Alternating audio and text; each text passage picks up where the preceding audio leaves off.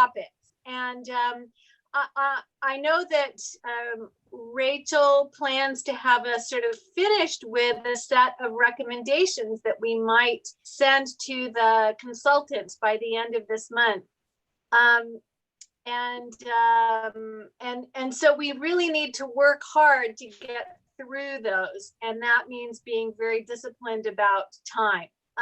Again, unfortunately, I wish we had a lot more time to talk about them, but we don't. In fact, along those lines, I did have a request from some working group members if we could please have a discussion, another meeting, maybe at the beginning of August, to talk just about methods of affordable housing and talking about traffic, talking about the goals that we have for traffic and how we might achieve those goals. So I don't know if that's possible, Rachel, with the time, if people were interested enough to have a meeting in early August, would we be able to do that? We might be able to, I mean, pending availability and I guess what the expectations of that meeting are. I mean, we wouldn't have, I don't know what people want to talk about, if it's that they want information or they have ideas they want to discuss. Well, I think the best way that we might be able to structure such a thing, because yeah, I was wondering too exactly how we could structure it, would be just to talk about what goals people have, just to see if we're even on the same page regarding goals, and to try to come up with some agreement about goals. And then also talk about different methods that might be used. Maybe people have ideas. And certainly I would think that the city should be involved with that, but not just as of information, but I'd love for the working group members to have a chance to share their goals at that time. What do you think? Yeah, we can try to make that work. I think let's not talk about it too much here. Maybe okay, pick it up. That's fine. Yeah. If we want to ask people, if they would be interested in that type of meeting here, but people can answer that via email if they end up needing to. So yeah, I'll have to decide now if you can come to that. Okay.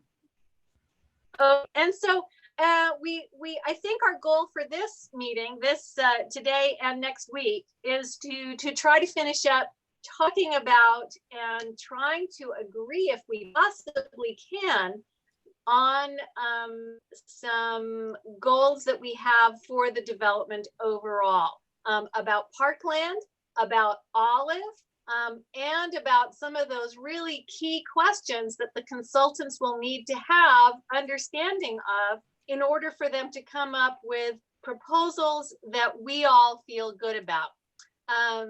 And so that's why we have to be very, very strict with ourselves about moving on and not taking all of our time, 45 minutes on the first question, hopefully. So that's my thought overall. We did manage last time to talk about, or to come to some kind of an agreement about office location. Most people seem to feel okay with El Camino Real and Page Mill Road for office locations, with some people being okay with Park Boulevard as long as cars are not Park Boulevard to reach them. A mix of uses on site preferred, as it says here, and a few people are okay with a mixture of neighborhood and regional serving offices. So neighborhood offices and regional serving offices. We also seem to agree that the tallest buildings should be along El Camino Real and Page Mill Road. Park Boulevard was okay with a few, again, with the caveat about car access not being a good idea. And of course, we want to always be sensitive to the effect of tall buildings on single family homes. And then regarding a maximum height it seemed to me that most of the people who spoke were comfortable with a maximum height of 4, 5, or 6 stories. Most people seemed okay with stretching their height for affordable height, their maximum height for affordable housing. A few people really felt that 50 feet should be the absolute maximum, and a few people felt that 8 stories might be the maximum, their maximum, and they were more strict about that. I think everyone felt that, or most people felt that the average height should be quite a bit lower than the maximum height, with a variety of different heights, obviously, throughout.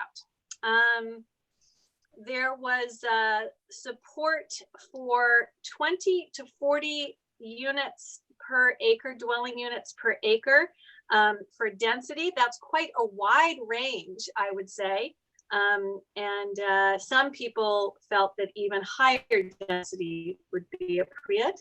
And we did not come to any real conclusions about office square footage, which is now in a question below, a reformulated question, and building typologies, again, a reformulated question down below. So hopefully we'll be able to at least express our opinions more clearly regarding those questions today.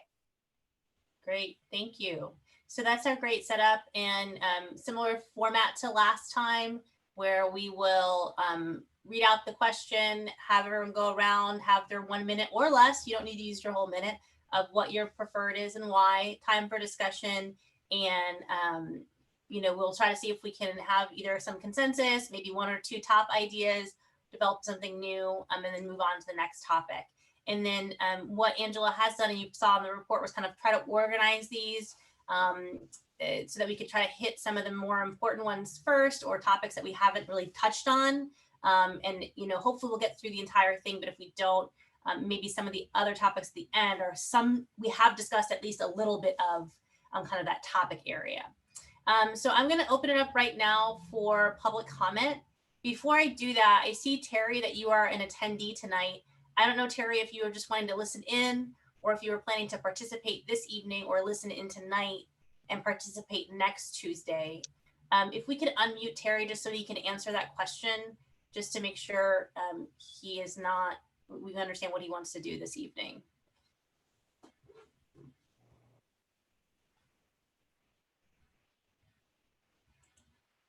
Yeah, I'm just here listening, and that's all. Okay, great. Just want to make sure that we had you down properly. Thank you. Angela, do you have a question? Yeah, Rachel, could you talk a little bit more about why we're on this schedule that we are, that we need to get this information to the consultants sometime in August, which is what I understood from you earlier. Yeah, is that correct? Talked about, yeah, well, that we would conclude in August our work, and then by September, sorry, I need to stop worrying about formatting. Okay, I think we put a little bit in here. I'm just going to scroll up. Or maybe we didn't. I think that it's in the packet. It's after the questions. The timeline isn't. Okay. Oh, after the questions. Okay. Oh, okay. Well, I'm not going to scroll to it because my computer's being very, very slow right now. But really what we're trying to do is work to come up with kind of what is the working groups kind of ideas about kind of what would be 2, let's say, draft alternatives that we can kind of put the contours together of, you know, some of the things we just talked about, the density, the height, building typology, et cetera.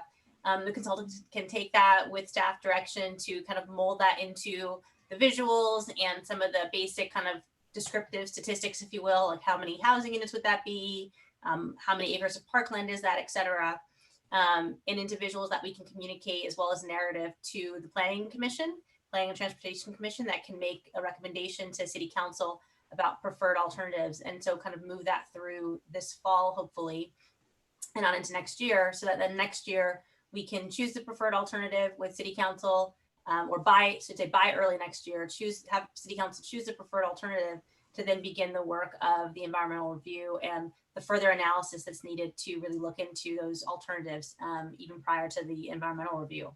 So we want to do this because we have a timeline related both to our contract with our consulting team and then also to adopting the plan with our grant funding. So we want to make sure that we're on track with those things, or at least as on track as we can be with that.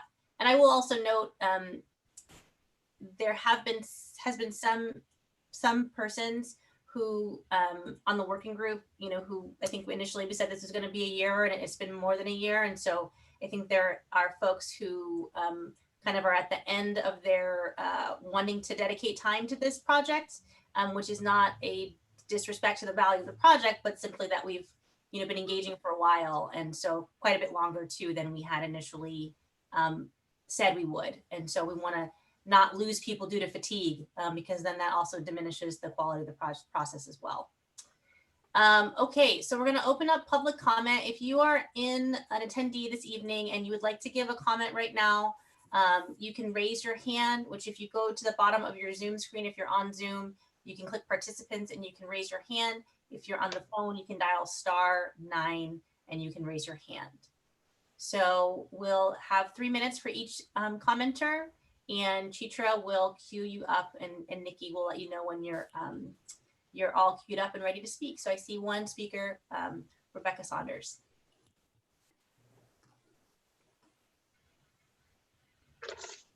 Hi, everyone. It's really good to be here tonight and to be a part of the process. I just want to reiterate what I think I heard Angela Delaporta say about possibly adding another meeting to just push out a little bit more conversation. And I totally get what Rachel Tanner, you were saying about, wanting to be mindful and respectful of people's time, but we're pretty much kind of in the home stretch now. And I think one more session would probably be beneficial to help maybe tie up a few loose ends. And also I just want to say how much I appreciate what I heard about, just want to reiterate how much we would value having the higher buildings on El Camino and along Page Mill. And I can see maybe sneaking a few in on the California side of Park Boulevard, and then stepping down as we get toward the neighborhood. I think that's very important to protect and value Ventura the way other neighborhoods are valued and protected. And it's true, we can't help but have impacts because we're right next to El Camino. But if we can preserve as much of the community feel and walkability and not so much commercial incursion into the neighborhood, I think that would just be stellar. So thank you for this, and I yield my time. Great, thank you. I don't see anyone else with a hand. Again, if you're just joining us and you'd like to give a public comment, you can raise your hand, which is at the bottom of your screen. If you click participants, you should see an ability to raise a little digital hand. We will have time for public comment also at the end of the meeting. So not seeing any comments, why don't we go ahead and get started? So we have our first question, which is question 16. Of course, we're not going in order, and we already got through some of the questions earlier in our earlier meeting. What configuration of parkland and public plaza do you support? Large contiguous green space with bike and pedestrian paths, large contiguous green space and plaza with bike and pedestrian paths, small pocket parks scattered throughout with car access, no large park. D, a pocket park at grade in the middle of the site, such as in South Park in San Francisco. E, linear parks such as bike paths and greenways. And F, other or combination of ideas. And just to remember, you don't have to pick one. You could choose a combination. Again, you might say I like A and D, and also E, or some combination thereof. And then just wanted to note, in terms of how we would realize these parks, could come from a number of sources. Obviously, there's the general fund, which is depleted at the moment, hopefully will be revived in coming years. Impact fees that developers might pay, development standards that might require there to be public parkland in a new development. And just generally, since the city doesn't own any of the land, if the land is to become a public park, which is actually owned and maintained by the city, then we need to get some buy-in from the property owners and figure out a plan that makes sense and maybe balances trade-offs. Some of the trade-offs also just that have been noted previously by some working group members are that, there might be a trade-off between higher height of buildings and more parkland. And so if the building is, let's say, squished and goes upwards, that might provide more area for open space, and that might be preferable. So there's a connection, obviously, between our different questions. And so some of you may want to make those connections if that's kind of part of your reasoning. Last thing I'll say, and folks can correct me if I'm wrong in this when you guys give your 1 minute, but I believe for many people, the idea of a green space park is that it's green, maybe it's grassy, plants, etc. And then the plaza might be more hardscape, like patio-like or something like that, where maybe it's easier to put tables, cafe-style seating, etc. Not that it could only be seating, but I think those are the differences between park and plaza, seen a little bit differently for most folks. So like Lytton Plaza downtown versus like the parks that we have in our community. So with that, I'm gonna call on Waldeck if you'd like to go first in sharing your preferred options and your 1 minute. Sure. So I actually would like to answer first 3 questions together, just because for me they group together. And the reason I'm saying that is because I don't see the reason why we should choose between the large kind of recreational area and then also having the greenery sparkle throughout along the paths of the bikes and pedestrians. And the reason I'm saying that is because I see that we could use the public funds to appropriate the space for the public recreational area, just like anywhere else, proportionally to number of the citizens. And therefore we can concentrate the one park in some nice area. I still would like to have a plaza that is somewhere close to Park Boulevard to again reinforce that idea of Park Boulevard being a public destination space. Well, that's a minute. Okay, so that was 1 minute. I hear you. What I heard you saying, you would like to answer the 3 questions in one shot. Can I have a minute and a half and just not speak anymore? Sure, but I want to make sure I'm understanding your answer to question 16. I know you're trying to be more collaborative and more holistic, but for 16, this specific question, it sounds like I heard you saying what I heard was like B, as well as pocket parks throughout, and greenery on the bike paths. Yes. And then I want to just get that before maybe it's almost like A, B. It's almost like all of them, but let's say B, D, and E. And then you wanted to also respond to 17.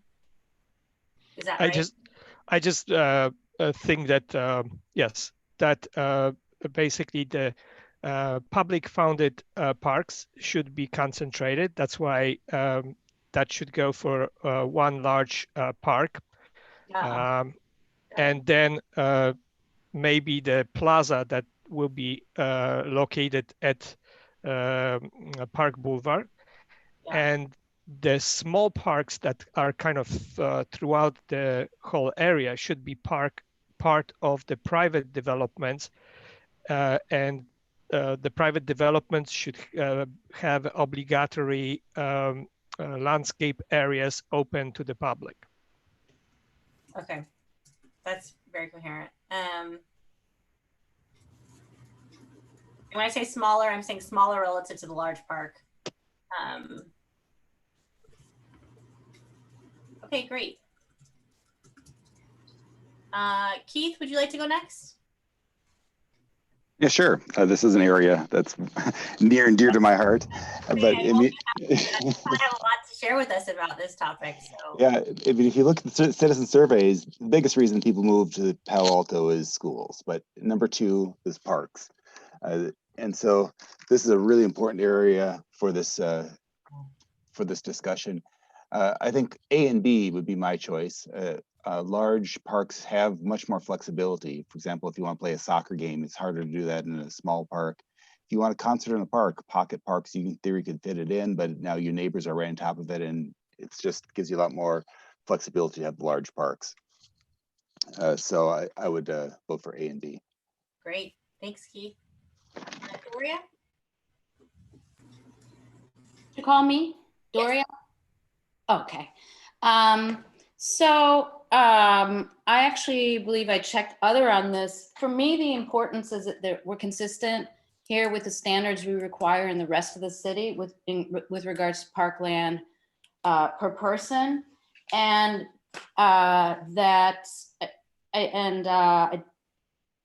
I would prefer a large park that's a continuation of the existing park in Ventura, Bull Park.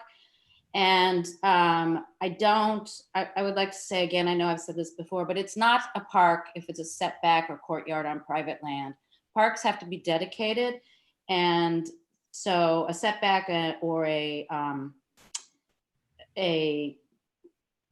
rooftop or something like that. We have other questions that do deal with that. I know Waldeck answered them all at once, but if we can try to be focused on this one. So I hear you saying the configuration is less important, although you would prefer it to be contiguous with the extension of the existing park. Yes, and I think the standard should be consistent with the requirements for parks in the rest of the city. Great. Great. Tim? Hello. I agree with trying to meet the appropriate number of park acres per person. I think you can't lose sight of that. I think two, the likelihood of a large amount of development, meaning a large site being redeveloped and providing the opportunity to assemble parcels to address A and B, I think are going to be difficult, not impossible, but difficult. I think that the larger opportunities and potential likelihood is going to be C, Ds, and Es. And I'll leave it at that. I do know, I mean, I think we're losing sight that there is a fairly large park, and the city just made an additional acquisition for the park across Lambert. So we're already kind of in that ballpark of an A and a B coming together already that would serve whatever residential in this neighborhood there might be added. So I keep thinking we're going to come back to C, D, and E. Okay, thanks, Tim. Angela? Yes, I support A, and like Keith, I support a large park along the lines of the vision that we had together. But I also think, well, like Waldeck and Keith, that the park could be complemented by a plaza, which could provide a gathering place for community. And I agree that pocket parks and setbacks and things like that, they do not give the same opportunity for relaxation and enjoyment as a large park does.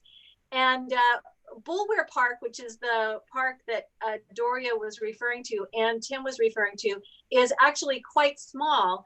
And already Ventura neighborhood does not have enough park space for its residents. And if we add another 1,000 residents, we're going to need another 4 acres of park.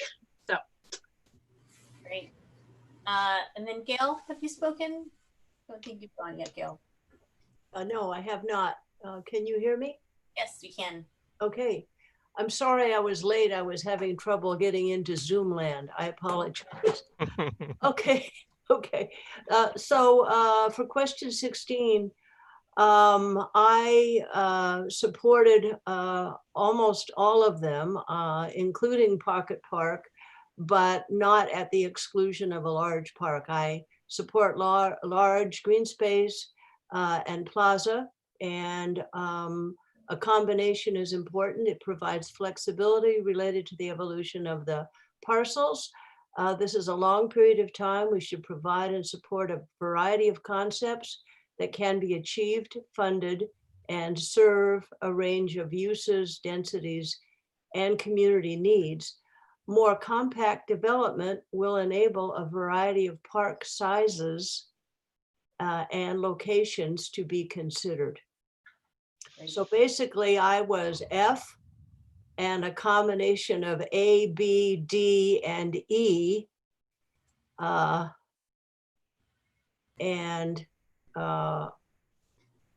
also interested in C, but I would not say pocket parks at the exclusion of a large park. So basically, I'm maintaining maximum flexibility because of the importance of parkland. Great. So then maybe one thing I'm seeing here is definitely lots of support, I think, for most of the options. I think Tim expressing that feeling like A and B may not be feasible, and so more pivoting to C, D, and E. What I also heard from Keith, Angela, and Gail, and Doria, I think I would add you to this one too, is that there is an importance of having a larger open space that is together. I don't want to put words in your mouth, Doria, if it's not how you feel, but that one of the configurations would be the open space being, some of it being together in a larger grouping. No, that's accurate. And I envision some sort of utilization also of the street. Yeah. Okay. So and add the Waldeck to it as well. Okay, because I think how I'm taking this, and people can speak up if they feel I'm misrepresenting it, is that for the most part, and I realize excluding you, Tim, folks feel like, yes, it'd be great to have a large park. And also the other things would be good too, but not have the large park because we have the greenways and other things. Does that sound right for most folks? Yep. Yeah. Okay. Yeah, I agree. I do think in the summary of my comments, I think it's important to talk about we need a variety of park options to maintain the best flexibility. It sort of enhances just the fact that I go A, B, D, E, Yeah. Thank you. Okay. And then, oh gosh, my computer's really slow. Okay, there we go. All right. Try to close some stuff. Maybe that will give us a little more flexibility. Okay, so then we'll move on to the next one. Question 17. So this again builds on that to think, if we do have a large contiguous park or green space with bike and pedestrian paths that connect to and through it, where would it best be placed? And so you may remember when we talked about when folks presented their preferred alternatives that they created, some people put it on Park Boulevard, some people put it along Matadero Creek, some people had more dispersed open spaces, some people had lots of open space everywhere on every parcel.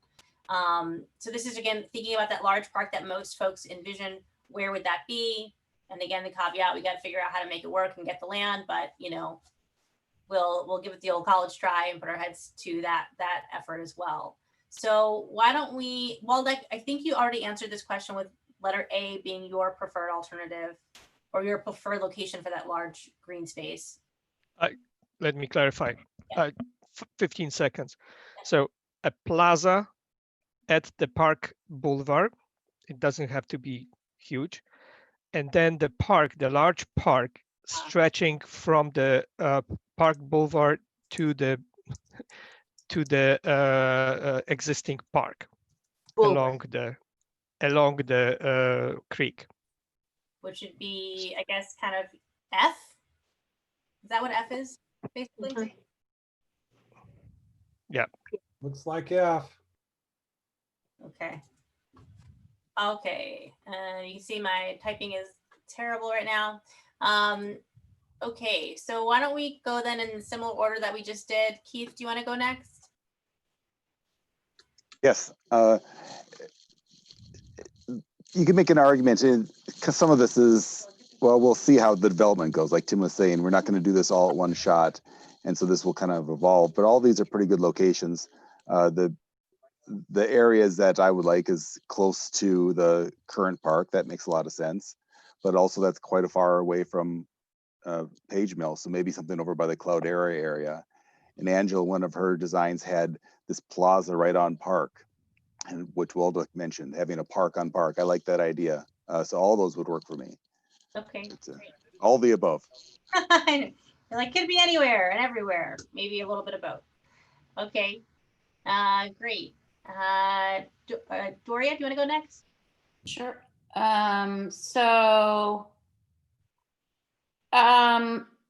As I said earlier, I think the most potential is to have contiguous park, including some design along the creek with Bulwer Park. Sorry, I always get Bull and Bulwer mixed up. It's okay. And the railroad spur is where is on the Fry site and has the parking. So it shouldn't be, in my opinion, it shouldn't be in here because there's no way. I don't see what's special about the railroad spur in the first place. And there's no way to design it as a park before you know what's happening with the Fry site. So that doesn't seem to hold any potential for me. And once again, I will say when we're on parks that private open space on parcel is not parkland. Great. Okay, Tim. And I should say, you know, Tim, obviously your choice previously was not to have the large open space. So it's understandable if you're kind of saying maybe it shouldn't go anywhere, or of these locations, you might not consider a large open space, maybe you consider it more pocket park. That's fine if you want to expound in that way as well. I'm thinking about all these questions together, and could we maybe frame our response in a different way and saying, I see this with the exception of the Fry site, which right now no one that owns it wants to redevelop it. So you're limited to 2 smaller parking lots. And you have the Cloudera site that we have potentially the redevelopment of a parking lot. But the idea that we're going to have any larger opportunities to combine things are hard for me to see. But yet I don't disagree that I'd love to have the city's requirement of acres per resident. And I'd like to see the assembly of as much land as possible, with the understanding that we don't have a lot of opportunities for redevelopment.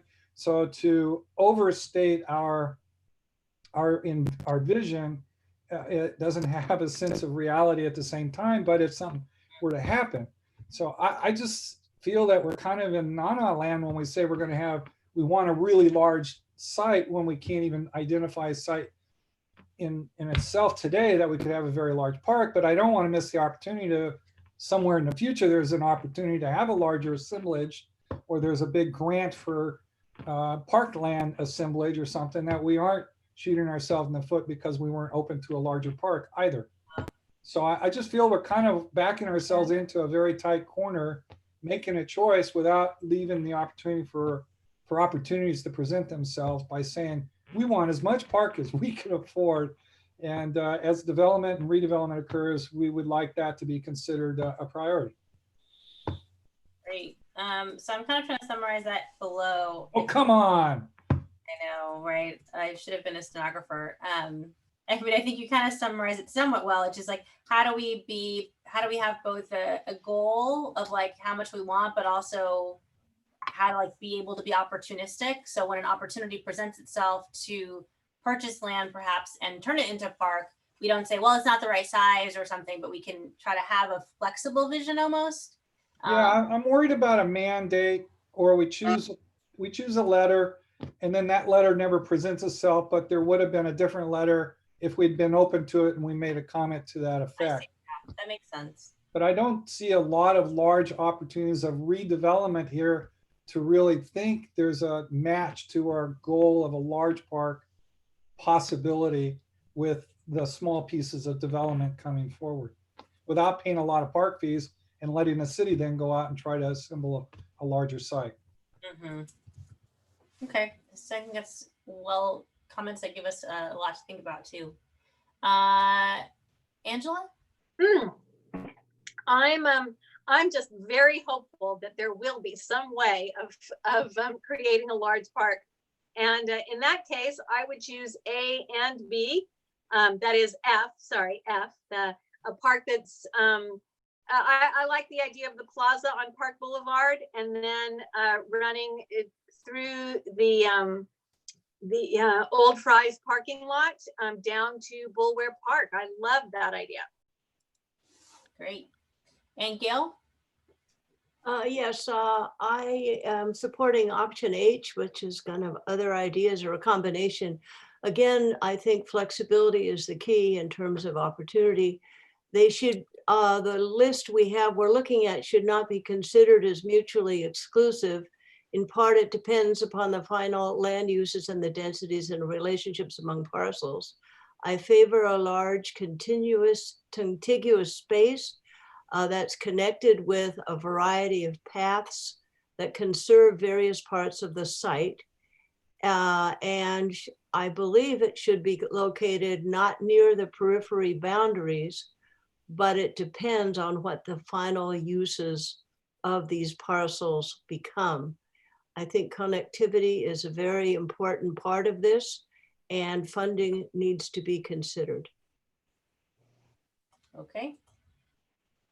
All right, so flexibility notwithstanding, do you have a preferred place that you wanted to have it, or you just want it to be contiguous and connected via paths? That's like your most criteria. Yeah. You don't have to choose one, but I just want to make sure. Well, I think, let's see here.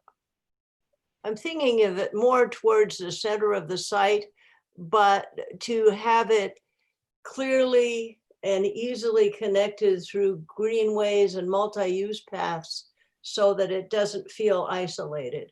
Okay. I'd like to make sure that any site or combination of sites that are chosen are accessible. They're not hidden away. They're accessible to the residents and to the users of the site. Great, that's very helpful. So in many of these questions, my answer would be, it depends, period. That sounds very broad, but there's so many moving parts. Mm-hmm. Okay, so looks like we have quite a bit of support under F. And then I think, Gail, that would probably, I mean, the center of the site is maybe somewhat subjective, but it's kind of more interior versus on the exterior of the site, certainly at that location, even though one might argue it's on the side, but interior to the neighborhood. And then you would want to make sure whether it's at the creek or somewhere else that it's connected to, let's say, head of the project area, or that people can get to it from different areas of the neighborhood. Angela? I wonder if I could try to convince Gail that connecting a park to Bullware Park and then along sort of at grade through the current parking lot to Park Boulevard is great connectivity, I have to say. I totally agree with Gail that everybody in the site should be able to reach the park and have it as a place that they can reach easily. But one of the things I love about option F is the connectivity aspect of it, because it connects the neighborhood, the Ventura neighborhood, with Park Boulevard, with the train station. Great. Walda? Yes, I have a kind of a general comment. So I'm hoping, Rochelle, that what we are doing here, it's not so much that we are writing actual zoning that's going to be executed and we're going to be all kind of strangled with this forever. I thought that the whole exercise is more about kind of creating a vision, the way that whatever we like. Now, how it's going to be implemented, I believe that there will be consecutive phases with consultants, with the city, with everybody else who are going to try to make it realistic. But if we're not going to put together a vision at this stage, then nobody would have an idea which way should they compromise. Yeah, I mean, I think that I think it's a little bit of both. I mean, I think that there are, excuse the metaphor, there's more than one way to skin the cat, as they say. And so I mean, ultimately what we will have is zoning, is our development standards, and kind of things that can be implemented. Some of that would include aspirational things that would be on the city to find money for and to implement, such as restoration of the creek, let's say, right? Just because it's in the aspirational document doesn't make it happen on its own, right? Budgets has got to be appropriated and successive years of capital improvement, et cetera.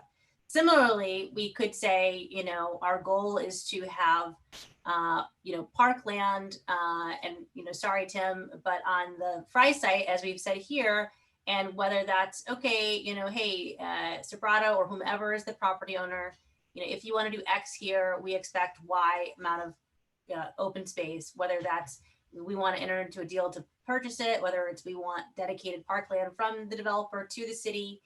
There are a lot of ways to actualize that, but that is part of what we would want to put into the plan eventually is get to some specific details.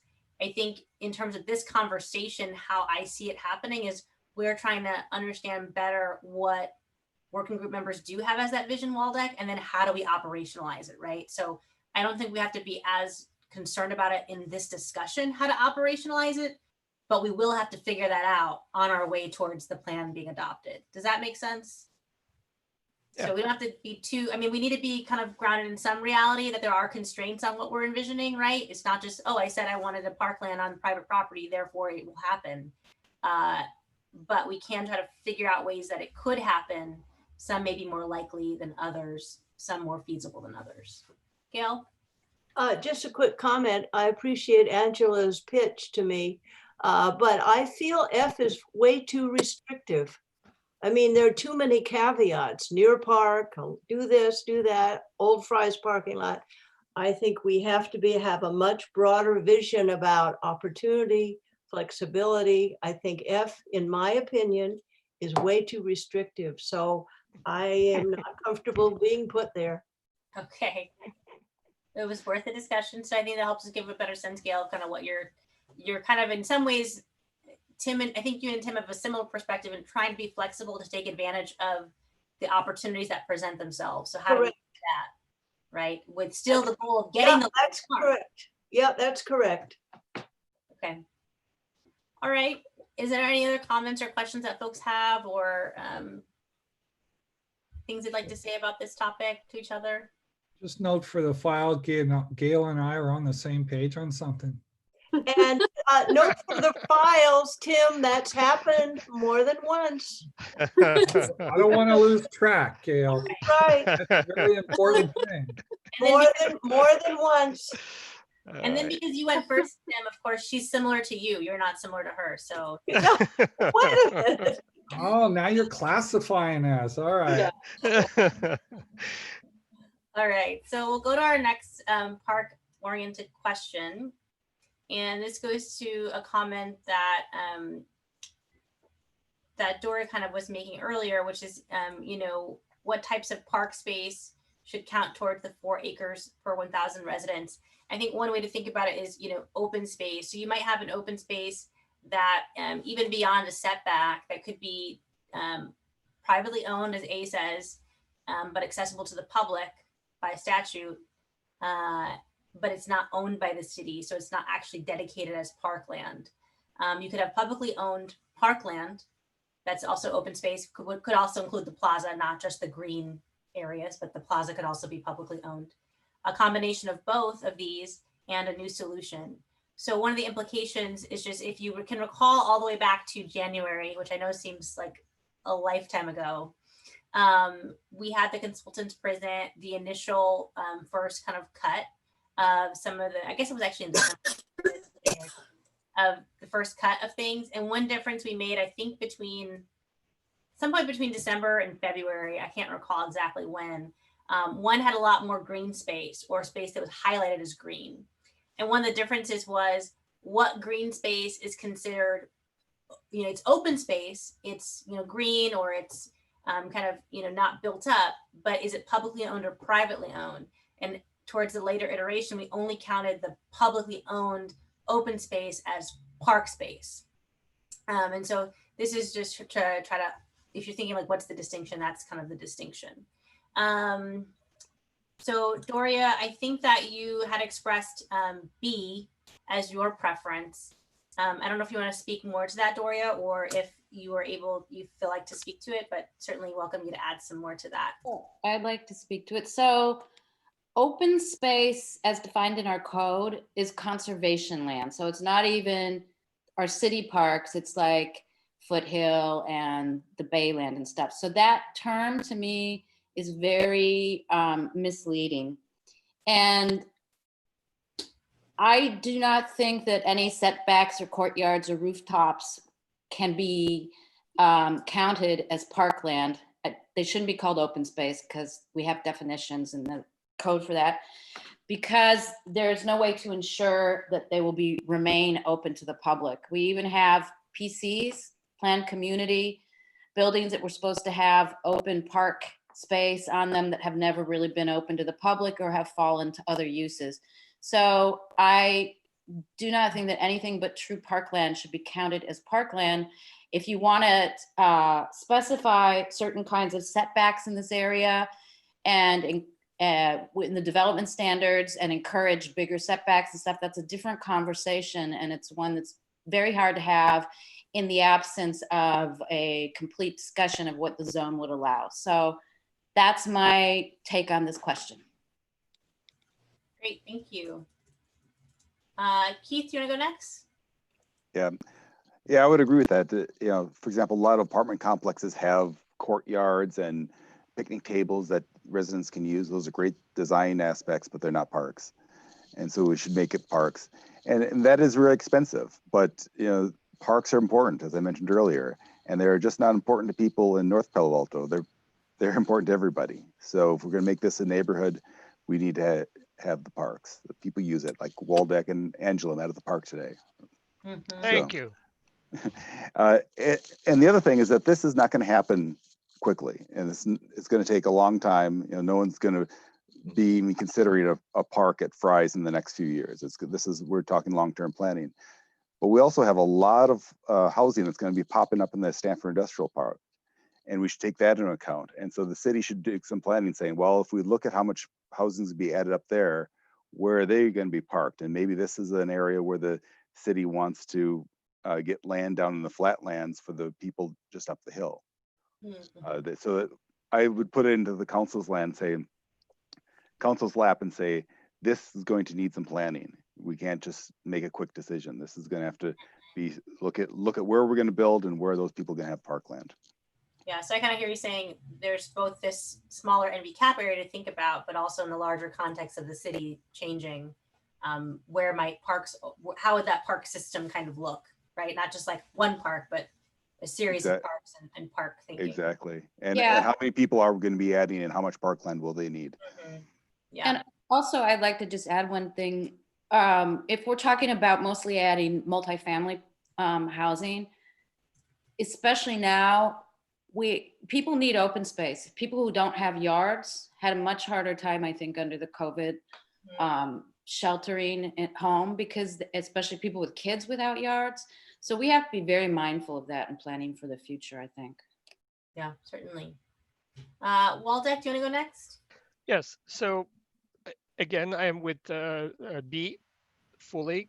We should get as much publicly owned park as we are allowed to, and it should be basically combined together.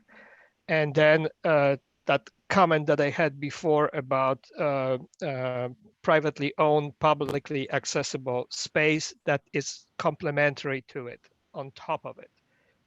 Okay, so A should be complementary to B. Is that what you're saying? Yes.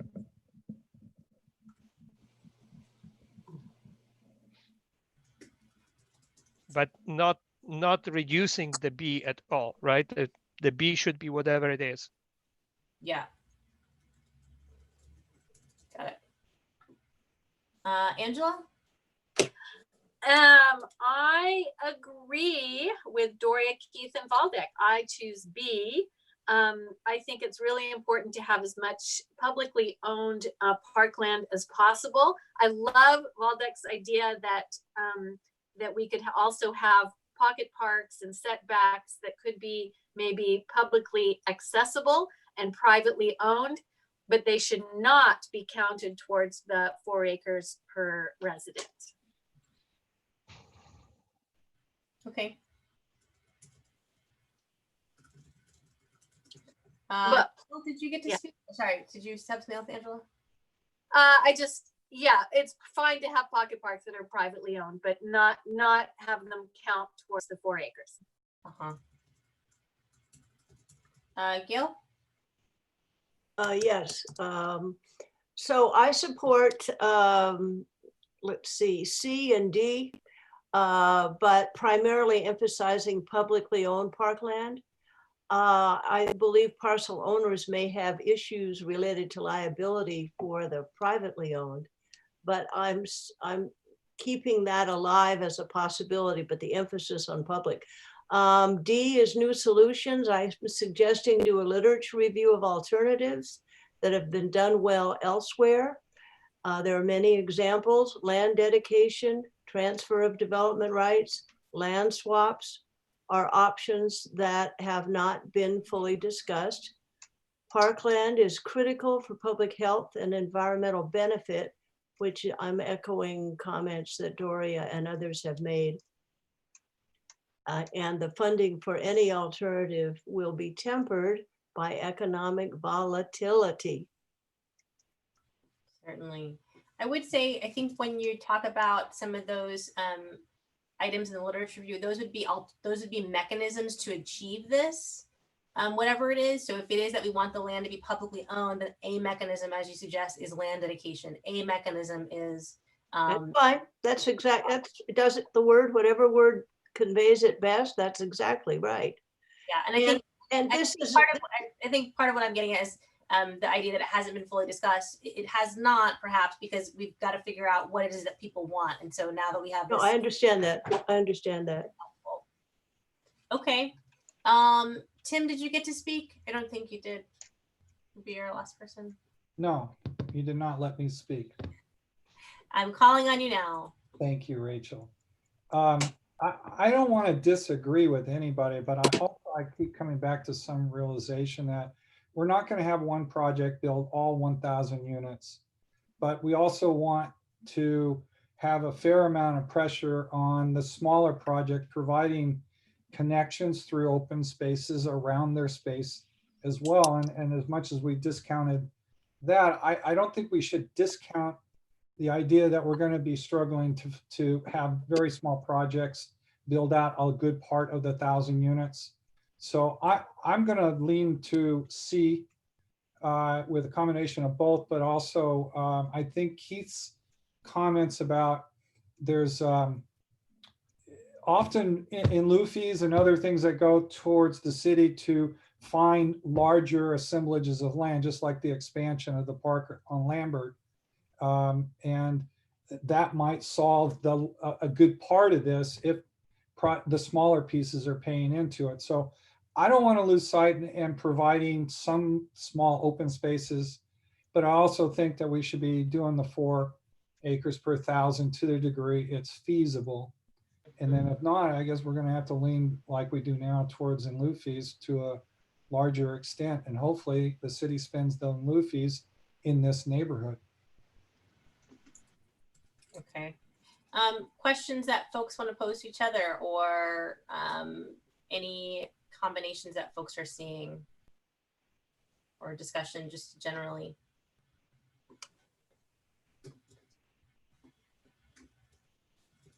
Is Gail and I on the same one again?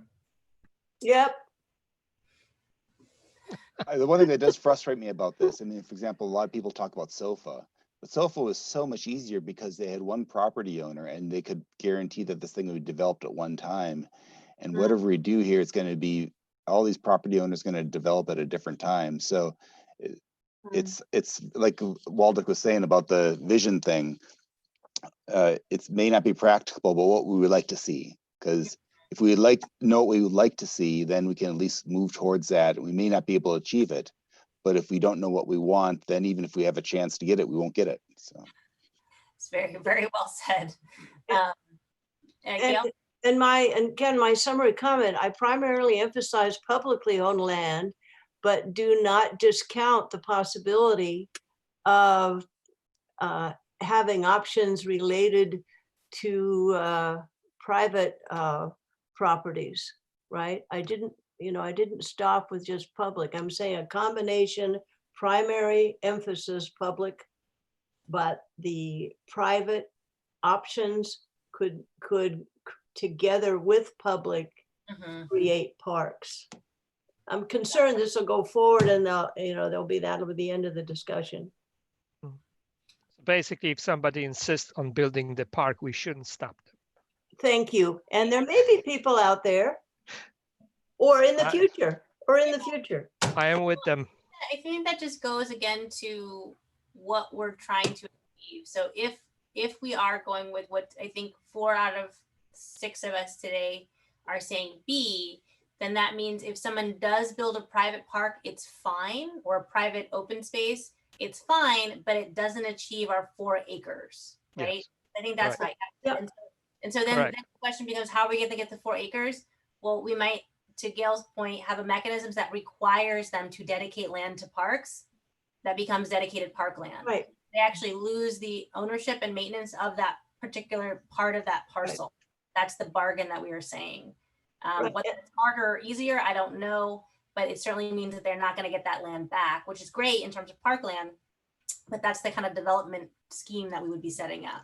Gail? And we don't know, again, we keep saying these things, the municipal code in the future may be much more flexible by necessity. And so I guess we shouldn't get too caught up into the super detail of private, public, yes, no, up, down. It's really obviously more complicated than that, but we have to make suggestions. But anyway.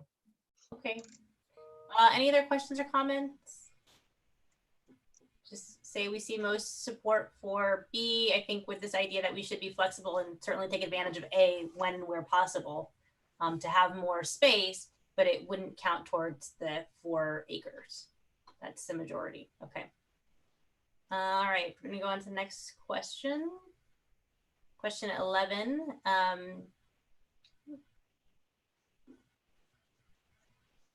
I can move my mouse.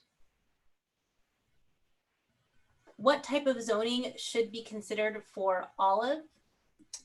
Assume that no current residents will be required to leave for any of the options below, and that property owners can decide to make changes or to make no changes at all, no matter what the underlying zoning becomes. Natural, voluntary, change, and attrition only. So A is to keep the zoning as is, which allows for R1, which is 1 single family home per lot. Plus they can have an accessory dwelling unit and 1 junior accessory dwelling unit. B would allow a 2-story cottage courts on contiguously owned properties. So that's this image here. It might be a little small. I don't think I can enlarge it, unfortunately, but that might result in 3 to 6 units on 1 or 2 adjacent properties. And then C would be allow redevelopment of single family homes into 4-unit buildings. So those are some examples that Angela provided for us to think about it. It looks like a house, but it's an apartment, or it could be condos, I guess. D, allow multifamily buildings on contiguously owned parcels, such as these images, which are Oak Court, and then on Alma Street, and then also on Ramona Street, another image there. And then E would be a combination, and F would be a new solution. So Gail, do you want to start first? Okay, I am saying A, B, C, D, and F. F is new solutions. I believe this is new solution, should be a new category or overlay of zoning that allows for a range of housing in modest configurations and heights that complement current R1 zoning.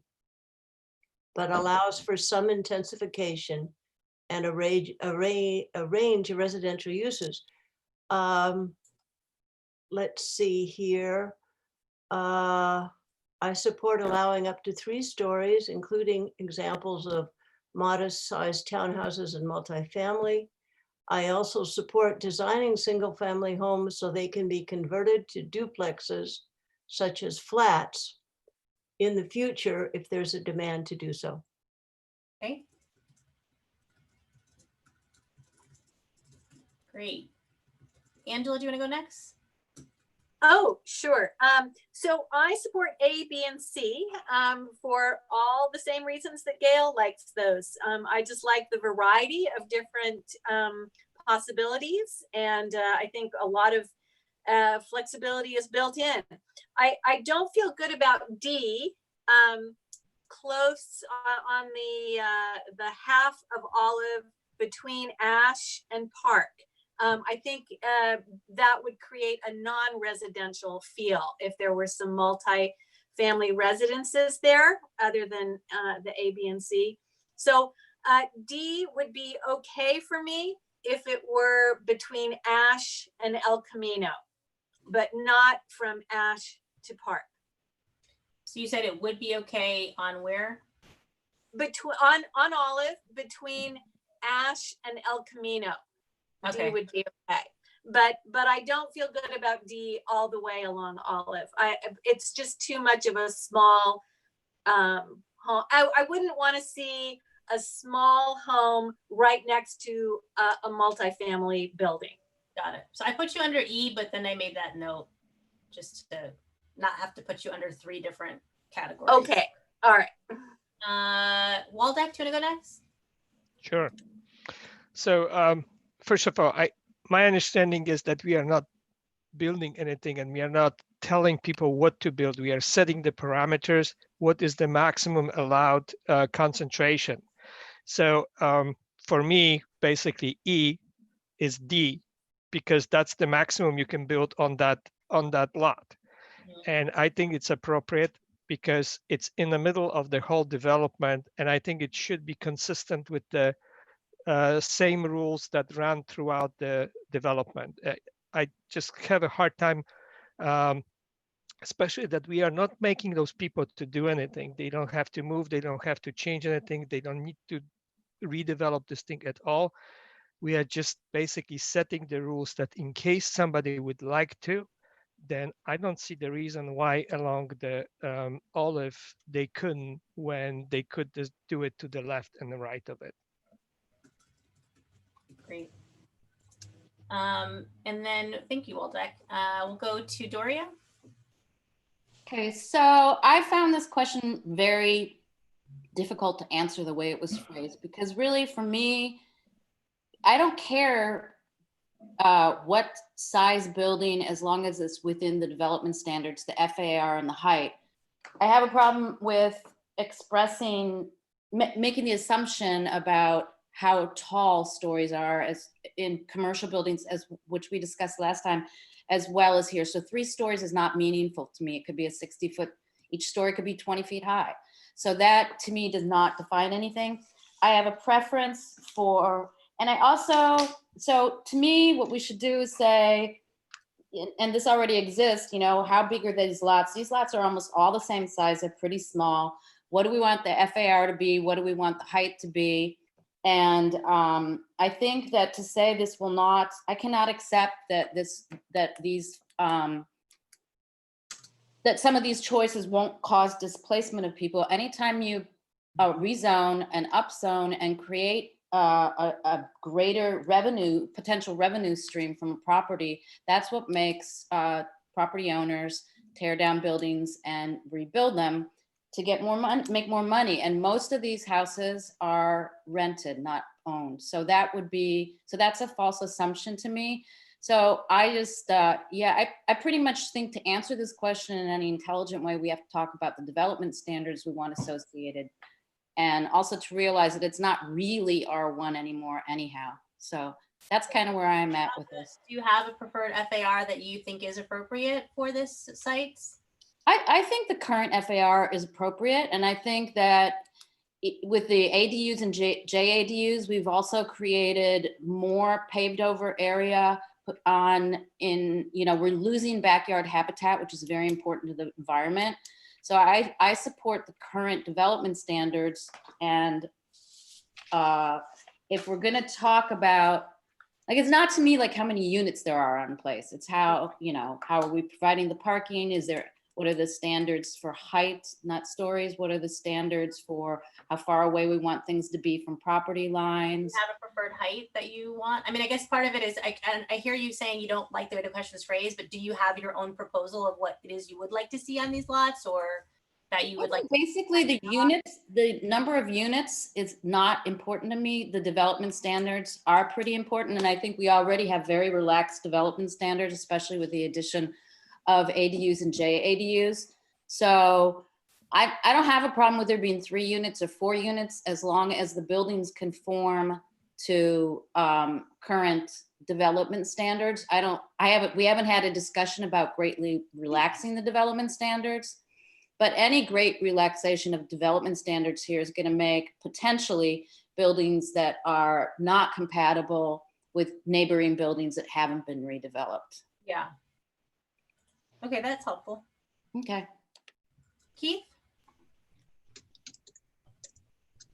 Yeah, so on my survey, I'd said B and C, very similar to what Angela was saying. This is a hard problem because normally you really be worried about the neighborhood feel. And you say whatever evolution is taking place, we really want to keep the neighborhood feel. But there's 2 things that mitigate that. One is over the back fence, we're maybe building pretty high density housing. And the other thing is that there's a lot of these property owners own a cluster. So I mean, from a owner standpoint, not necessarily a resident standpoint, but from owner standpoint, you don't have to worry about the situation where one person's in their house and then someone's building right next door and changing the neighborhood feel. So I think B and C still aligns more closely, but 10 years from now, Olive may be totally changed, and maybe, which was D, whatever. Yeah, D might not be as objectionable 10 years from now. I don't know. Yeah. But short answer is I would support some evolution of Olive, provided that the neighborhood doesn't change drastically. Yeah, and I think that's kind of trying to think about things maybe changing immediately around there. And so what would the change look like, but that still kind of keeps some of the feel that it has today, even if it's changing. Okay, I see your hand, Waldeck. Can you let Tim go, or do you need to go right now? Or I just want to clarify. So not what is there right now, but a current zoning for this area, it's 30 units, right? This particular area, so No. these parcels are not zoned for RM30. They are not. Okay. The current zoning for these parcels is one single family home. And then with the caveat that now with state laws changing, you can have an accessory dwelling unit, like a granny flat or however you want to describe it. And then a junior accessory dwelling unit, which is similar, but may not have full autonomy and separation from the primary unit. Tim? I'm going to have to park on a lot of what Doria was saying. Is first off, I think that street, depending on what goes on, the Cloud Era parking lot or not, should stay with a single family kind of feel to it. But I don't think the lots are super shallow. They're predominantly owned by 2 investors. I think out of all those sites, there's 2 or 3 privately owned, interspersed. So I don't think it's a candidate without merging it to other parcels to be anything more density wise. And generally what's there now, I think you could see some replaced with some row home kind of things, still with backyards to bring the units together more, but still have a very residential face to it, and backyards as well.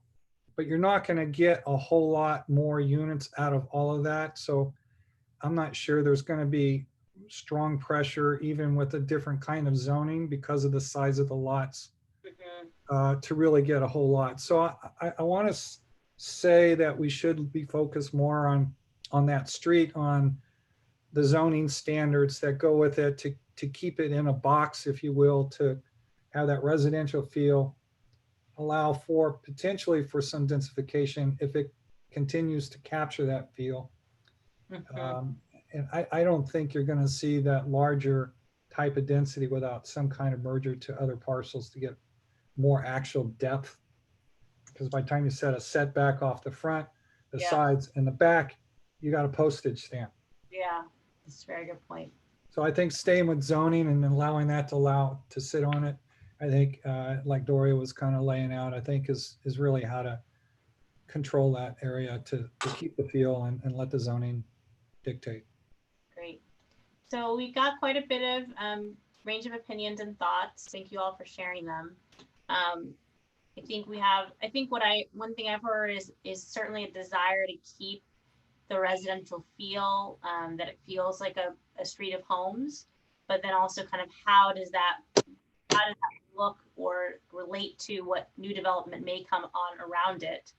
I think there's overall an openness for more units, but I think to Doria's point, how that looks and feels and performs, parking, backyards, etc., is as important or more important perhaps than the number of units. Does that sound kind of right? Like what folks are thinking or hearing from each other? Angela?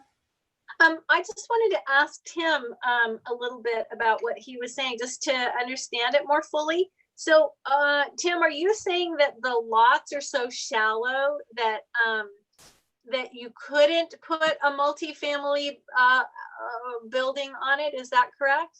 I think it's very, very difficult to get any kind of height and mass on there when you got such a shallow lot between the street sidewalk and the property line behind it. And then obviously to make it deeper, it would be going into the 340 Portage site. I mean, you're talking about merging with another site. That to get it to be a physically larger lot that's deeper, you would have to do that. And not that it's impossible, but if the zoning dictated that this had a different kind of design guideline than the Portage parcel, then merging is going to be even more difficult to put that together. So I think. So you're, oh, sorry, go ahead. No, go ahead. So you're suggesting that the Olive and 340 Portage, it might be advantageous if you want to increase density, or if we want to increase density, it might be advantageous to make them the same zoning. Is that correct? I'd answer that with a question, and that is what goes on the Cloudera property. If the Cloudera property is identified as a high, let's say as an example, a higher density residential on the facing side of that surface lot to Olive, then you're going to want to see some density, even though it might step back off of Olive.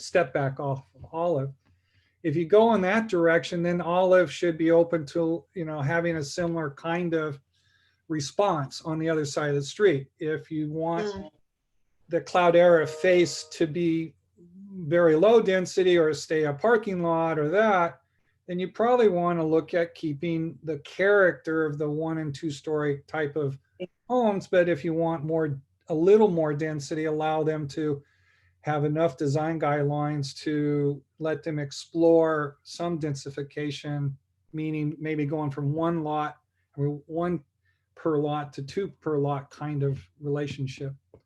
I mean, it's really what you want that street character to be. I think it's where Dory was going. You identify the character pieces within the zoning design, and then let that kind of lead itself versus the other way around, where you drop something high in a zoning and say, we absolutely want this on that street. Yeah. Okay. Thank you. Thank you. Waldeck and then Gail. Yeah. So I'm actually following that logic, but I'm ending up on the opposite side of of the argument. For me, it's like we are creating a restrictive rules. So therefore, if we want to have more flexibility on how to develop this thing down the road, we should open it up for more possibilities rather than less. And if we keep the number of units low, then we are closing the opportunity. If we're going to have it open, then yes, we still allowed people to build a low density if they want to, but we're giving them a chance to go into those different options of, connecting the lots and merging and looking basically for different options to develop. And Waldeck, I think I'm trying to respond to, there's been a lot of comments about complementing the single family residential, cute little cottages street context that's there. And if that's what you want to retain, then you design it into the zoning guidelines. If you don't, and you want it to be open to something more, then let the design guidelines and the zoning direct it in that direction. But I mean, it's depending on which way you want to go. You use the zoning and design guidelines as a way to help guide that development. And okay. what I hear from people, and I'll go to you, Gail, is that I think what I hear, and again, please correct me if I'm wrong. I think most people are reflecting a desire to change some of the design standards and development standards to allow for maybe a certain range of height or FAR and things like that, but still retaining the neighborhood feel, which I think Tim kind of was alluding to is, the front setbacks, and as Doria pointed out, the rear yard, some of that type of design element, perhaps even, the total lot coverage. But then, Waldeck, kind of what you're saying is, but we should have flexibility within that, so people can, let's say, merge lots together and do a row of townhomes, which may retain the rear yard and retain that front setback, retain that character, but there's, maybe 2 townhomes per lot. I don't know if you could really fit that, but that's kind of, I think we're all actually maybe on the same page on this one, with some variation of what, some people I think saw the pictures of these 2 different options and kind of maybe gravitated, maybe some more towards this and others, maybe more towards keeping the cottage feel. But I think with this cottage idea, there's more than 1 cottage per lot somehow, or there's a couple lots that are joined together to create a little court of cottages. So Gail and then Angela. Yeah, I think my observation would be, I don't think we have common words or comments here. We're all trying to envision some what we believe the site currently and in the future might be able to evolve or change a little bit in order to provide more housing. And I would say that the real issue, and this is true throughout the site, is the broader flexibility or more restrictive or etc. So the one question I have, do you know, or can you let us know, within the current municipal code, I haven't looked it up, there are restrictions regarding assembly in R1 neighborhoods. And I think it would be useful for us to get what is at least the current zoning in that regard. I know it is pretty restrictive, but again, we're looking at a long-term plan, etc. So if you could get that back to us, that'd be great. And then Angela, I think you had your hand up. Did you? Yeah, it almost sounds to me as if, in a way, we have to decide if we are comfortable with changing changing where people live.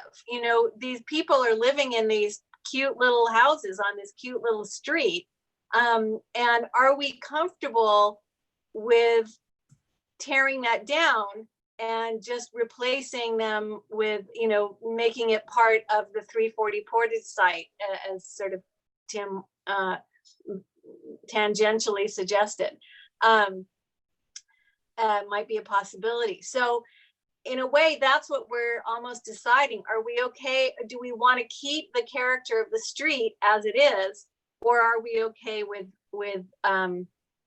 basically changing the entire character of the street, and having people not be in their homes anymore? Anyway, that's what it almost seems to me like a choice between. Do you have, when you think about it in those terms for yourself, does that change your response? Or No, I can't bear the idea of people not having their comfy little homes. So I stick with A, B, and C. Okay. Other responses as Angela's reflected that kind of back to the group?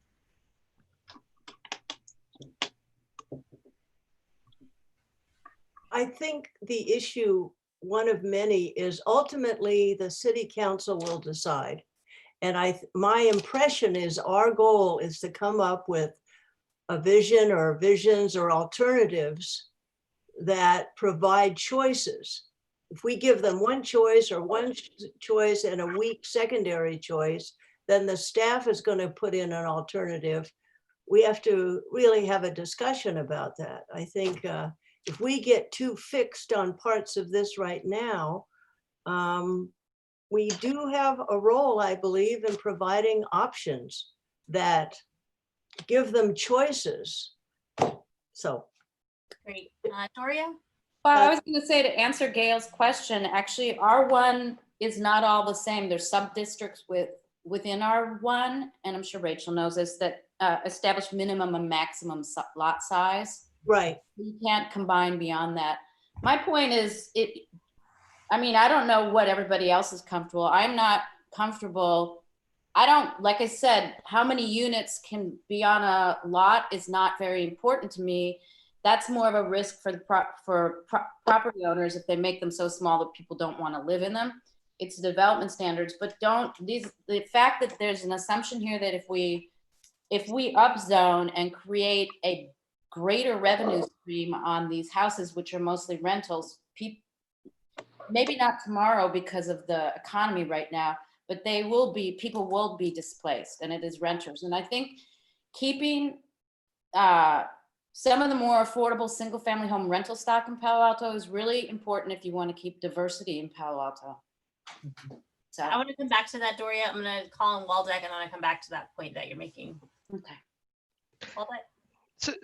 So I have a hard time actually accepting the fact that we are responsible for displacing those people.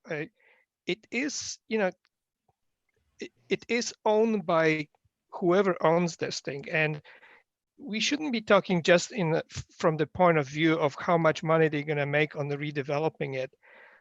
There is a choice of making more people happy within the space that we have, and I thought that was the goal that we are trying to achieve. And I just don't see why we are segregating in the middle of the space, this very small area that kind of makes an impact of everything else around it, and decide that few people have to be allowed to have their backyards, although they don't own them. And at the same time, we're not going to be building more units for, equally low income people who want to live in this area. So I don't think it's just that straightforward moral thing. It's like, okay, somebody going to make money out of it, and therefore, it's bad. I think it's more about basically making more people happy. Yeah, and so I don't object to people making money. I never said that. I think it's just there was an assumption in all these scenarios that no one would be displaced. And I think that's a false assumption. And I think it's naive to think that. So, and the new housing that is built is going to be more expensive than any existing housing, less available per square foot. There may be smaller units.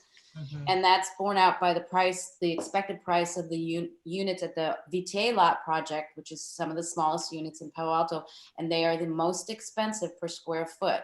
So I just want to be realistic about what we're saying. I personally have a moral problem. Maybe you have a different sense of it. What's the right moral thing to do? I just want to make sure we're not kidding ourselves. Yeah, and just to pick up on that, Doria, in kind of response to your question, Waldeck, my perspective would be similar to Doria's. I think there's a couple things. So one is that, I think you kind of hit on what is, some might see a trade-off, some might see, as Doria put it, a moral issue. How do the actions that we undertake either promote or further displacement but might that displacement also provide more housing units, right? So let's just take, there's a house that a family is living in, right? They're renting it. And we were to say, okay, this house now can become a fourplex. It can become 4 units on this lot. Owner says, okay, I would like to do that. They serve eviction notices to all of the tenants because they need people to move out of that place in order to build that thing. And so they are evicted and they build the new thing and the new people move in. Now, there are different things we can do to try to mitigate that.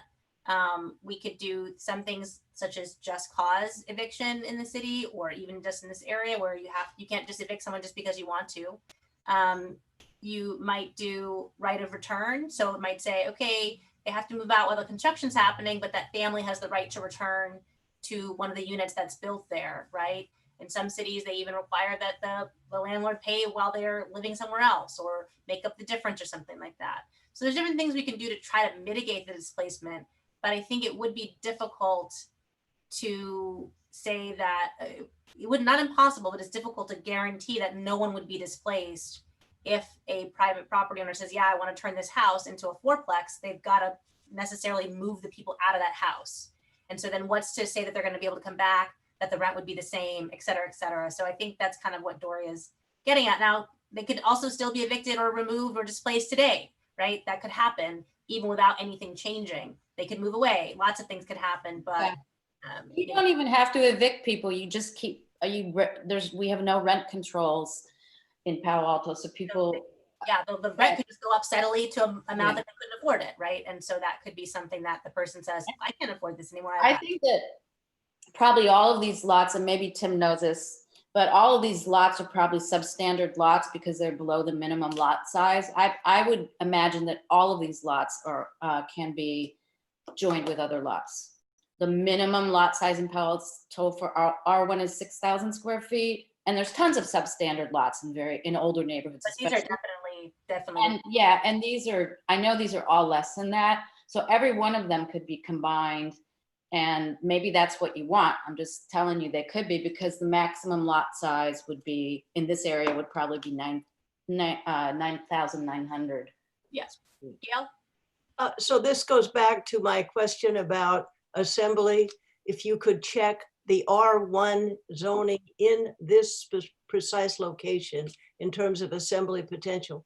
The issue of rental protection, rent controls, displacement issues are critical. We've talked about that many times. And that, I think, should be addressed in the context of the plan. But I don't think we can necessarily solve at this moment on Olive. But it does raise a lot of different issues, including fair housing law. So that seems to me very important, but parallel right now to what we're talking about. Yeah. So I'm gonna say it's 7:06 right now. If we can take a 5-minute break, we're midway through, and then we'll come back and we'll pick it up at the next question. But I think this has been a good discussion so far. Maybe we'll spend 1 more minute on this question before we move on to the next one. If anybody had any closing remarks, or if you had anything that combined it together, if you're just going to talk more, no, but if you have something that combines it together, you can say more. So we'll come back at 7:11 or 7:12, let's say. I just want to tell everybody that at the end, I'm going to vote with majority on this one. So.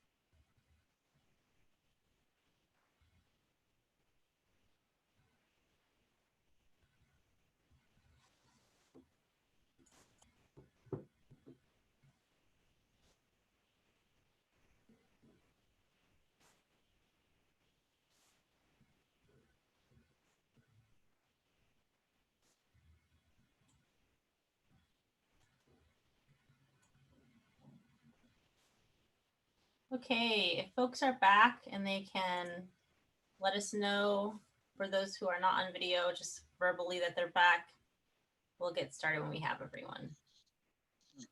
Keith is back. Maria, thank you. Thanks, Keith.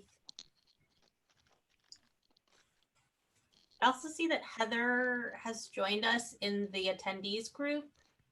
Are we expecting Heather tonight? Or Nicole? No, we are not expecting Heather tonight. She's on next Tuesday. Okay. Can we take Heather off mute so we can talk to her? Because she's raised her hand. Hi, Heather. Hi, Rachel. I think I'm not the Heather you think I am. This is Heather Young. I'm just a community member who's Sorry. signed in. No worries. I just saw Heather and I just was like, Heather's here. We've No worries. Thanks very much. I'll mute again. Okay, thank you. That's too many hours of staring at the screen there. And last name is Rosen, is that right? Rosen, yes. Okay. I was like, I was seeing that and I was like, maybe that's not right. Tim, are you back with us? Well, we'll just go ahead and get started and hopefully Tim will join us shortly. So maybe we'll come back to that question. I saw Angela saying we need to move on, which I am notorious for not letting us move on. So I will move on to question 21, which is, should Olive be connected to 340 Portage if agreement can be reached with property owners? So, and I'm trying to toggle back a little bit back and forth if it is helpful for people. But remember, we kind of had it, some proposals like there was one where Ash Street kind of goes here, and then would it go here, or would it come through somehow to connect Ash to have more connectivity, whether it's, again, a road that's for cars, letter A, letter B, a path for pedestrians and bikes only, C, not at all, D, other ideas.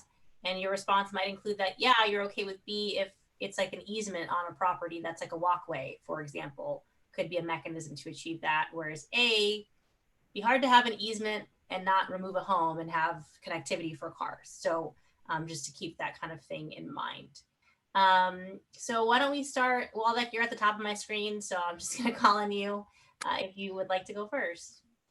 Yes, so I definitely believe that those should be connected. I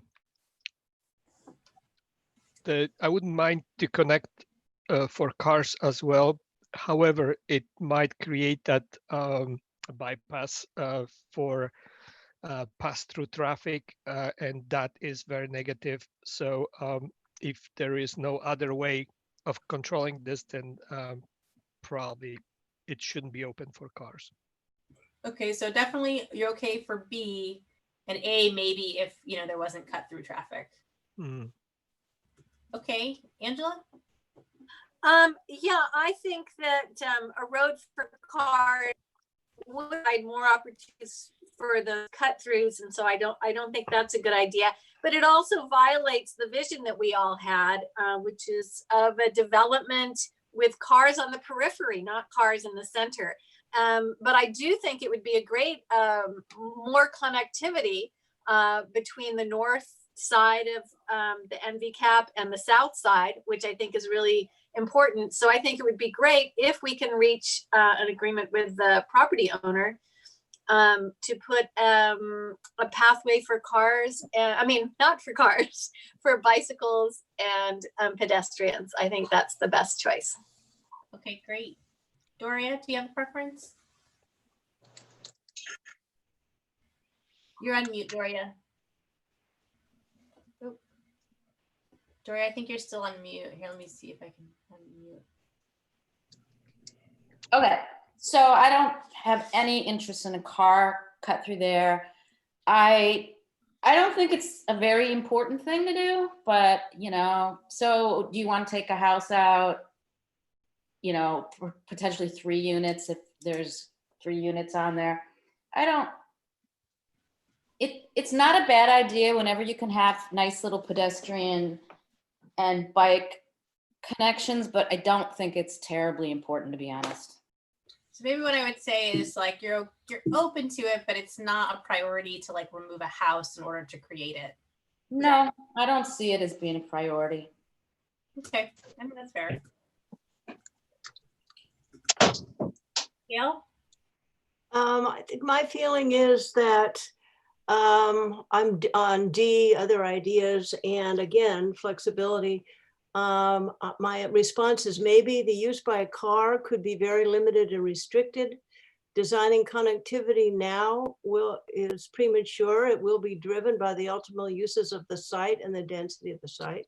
The broader question is, do we support, to the extent feasible, less car use and stronger emphasis on pedestrian and bicycle activity? Mhm. I would surmise yes. So it's my personal belief that we should still be talking in terms of concepts and then have choices created by the consultant with the staff and go from there. I mean, we should be very clear about what our priorities and I think that's great. points of consideration should be. Yeah, I think that's great. One of the consultants, they did create a choice, and the choice was showing a path and connecting these streets. So that's been put forward, and there were some people who wanted it, some people didn't. So that's why we're here where we are. So I'm not sure where to write your comments. If you just want to say it depends, I can write that down. But part of what we're trying to do by asking these smaller questions is understand where are those trade-offs that people want. And whatever you are, if you don't have a choice here, I'll put it under other. I said other, and it depends on ultimately how the site is utilized. And the broader issue, I think there's general concurrence that bike and ped connectivity is critical, and limited car use is feasible, say on the park side of the property. So.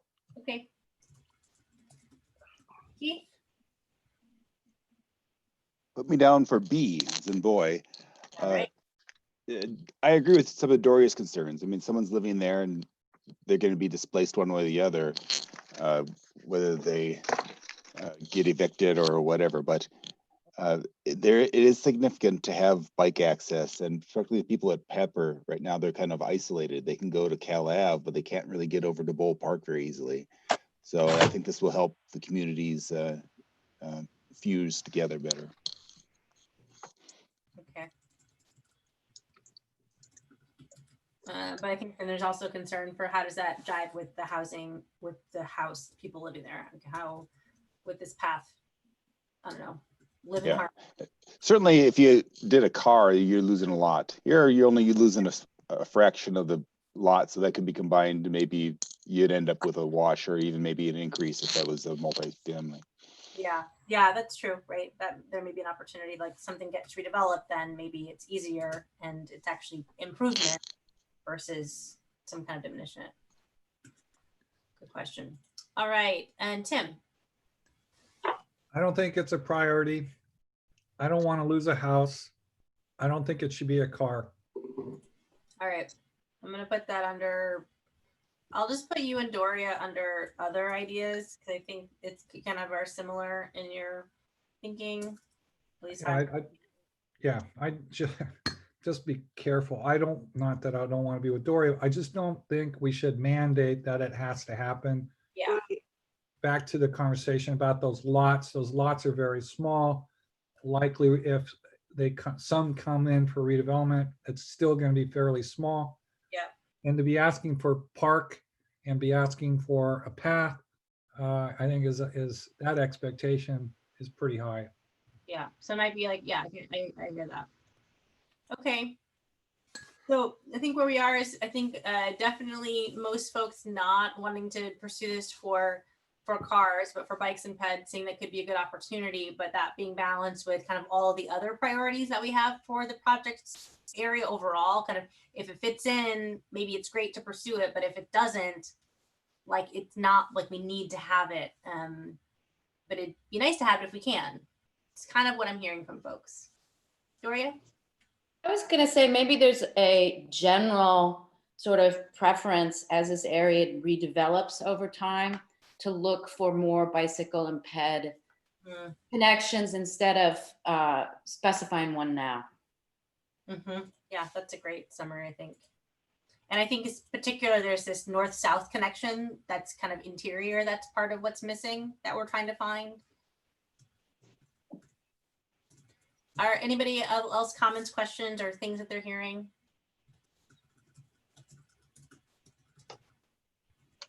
Yeah, the one thing is basically that are we going to end up with two separate sites there, or it's going to be one? And if we're not going to have a connection through the Olive, then we are ending up with two sides, one north, one south, and I don't like that. Got it. How to make sure Olive is not a barrier to connecting the two parts.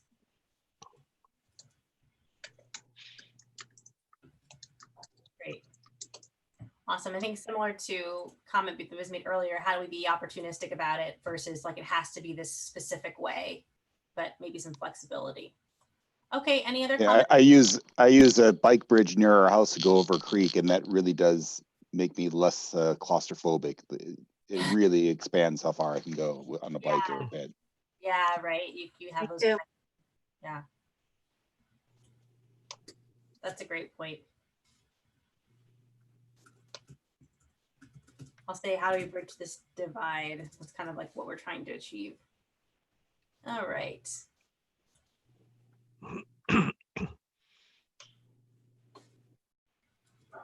All right, thank you all. Question 22. How much parking should be included for each housing unit? So imagine we talked last time about, what our ideal densities would be, in terms of housing units. So if you can imagine, your vision getting built out, would you have no parking spaces required for each housing unit, one parking space per each housing unit, 1.25 to 1.75 spaces per unit, 2 spaces per unit, kind of aligning with the current 2-bedroom requirement for 2-bedroom units that would requires 2 parking spaces, and 1 parking space for each bedroom, capped at 2 spaces per unit. So if the building had a 1-bedroom, then that unit would have 1 bedroom, but if they had some 2 bedrooms, then those units would have 2 bedrooms. So it'd be kind of a mix. And then some other ideas. And then we provided for information, some of the current parking off-street requirements, which were in the packet. And this is for the sofa area for a reference. Angela? I somehow, it doesn't show up on mine. I'm not sure why on my original packet. And so I don't know if you could maybe, and I can't really see what yours says either. No parking required, 0.5 spaces per unit for a 2 residential. Is that right? Odd for some reason. I don't know. Yeah, and it didn't show up on mine for some reason. I'm not sure. Do you know what it says? Which line are you looking at? Sorry. I guess all of it. Sorry. So it's cut off, and I'm like, don't want to like make sure I'm and then all the numbers here are cut off for some reason. Yeah. Okay. Packet? Did this make it in the packet, Chitra, or did it not get in there? I don't see it in the packet. I'm surprised at this. It didn't show up on mine either. Yeah.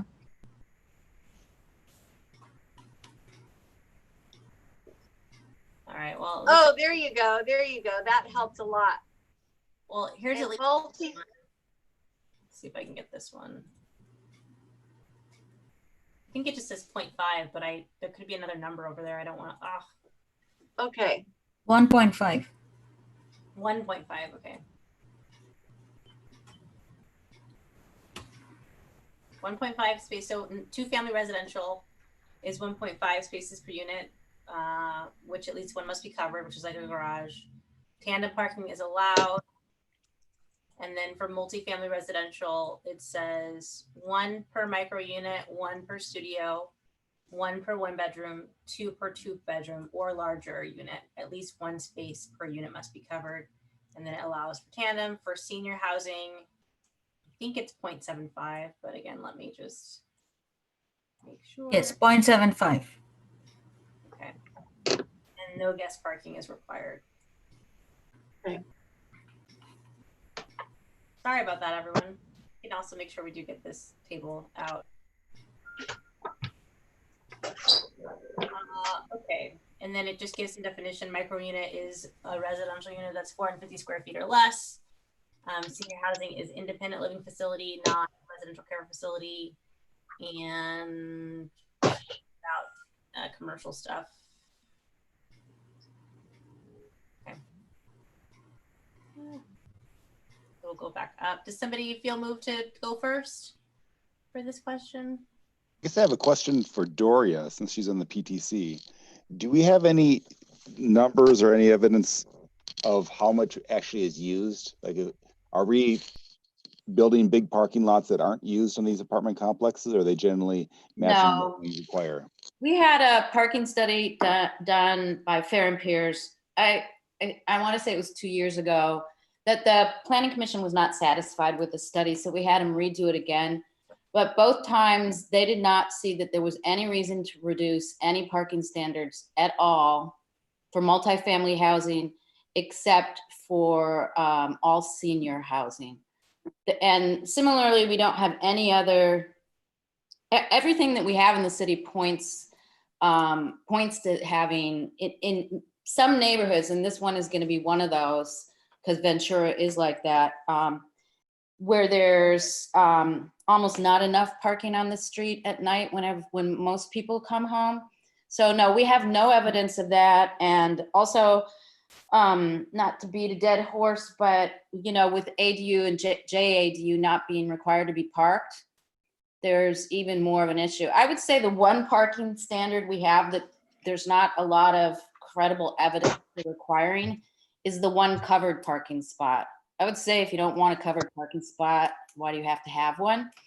But that has never really come up. But no, we don't have that, any data to show that. And we do have, staff did provide a parking study for the North Ventura Cap area that I believe showed the average, Chitro will remember this if I'm wrong, that the average household owns 2.2 or 2.4 cars in the Ventura area currently. So doesn't seem to make sense to me, especially at a time when even more than usual, our public transportation is being threatened. So I think, Keith, what that would be like letter E would be reflecting of that, what Doria is talking about in terms of the one space per bedroom. And then the 2 spaces would be like what we just saw with the sofa. So if it was like a 3-bedroom unit, it still would have the 2 spaces. And I mean, the thing is that parking, if it's not used, is really a wasted space. And so you'd really like to make sure that, well, you know, is Uber going to change everything? And I don't think there's any evidence that indicates that, but I'm open to evidence. In particular, if you made an apartment complex, made all the tenants have free bus passes, would that change it? I don't know. But anyway, short answer, right now I don't see any evidence that things change, and so they think we need to be fully parked, and I'd make it E. Okay, thank you, Keith. And then Doria, put yourself at E as well. I don't want to say that's what you said. Yeah, and I don't need to say everything again because I already said it, but also we did recently, council last year approved parking reduction standards for multifamily, which also took away all the guest parking. So we've kind of addressed that as much. I think we're where we need to be for now, and this is something that can always be changed in the future if it's possible. I feel very strongly that having parking close to your house or at your home, whether you rent or multifamily rental or single family, it's a safety issue also especially for people who work at night and women and people with little kids and stuff. Great, thank you, Doria. Gail?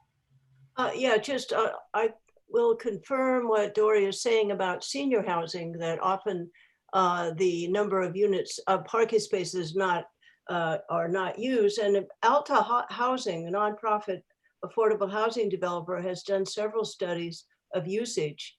And for low and very low income individuals in multifamily units, the parking lots are not full. So there really is a range of parking needs defined in part by economic circumstance.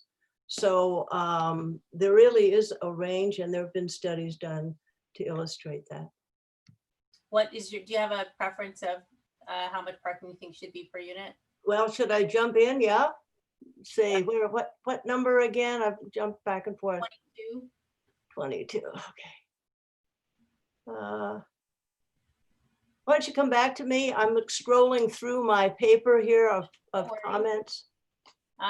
Angela, are you ready to say your thoughts? Yeah, I agree with Doria and Keith. I would choose E.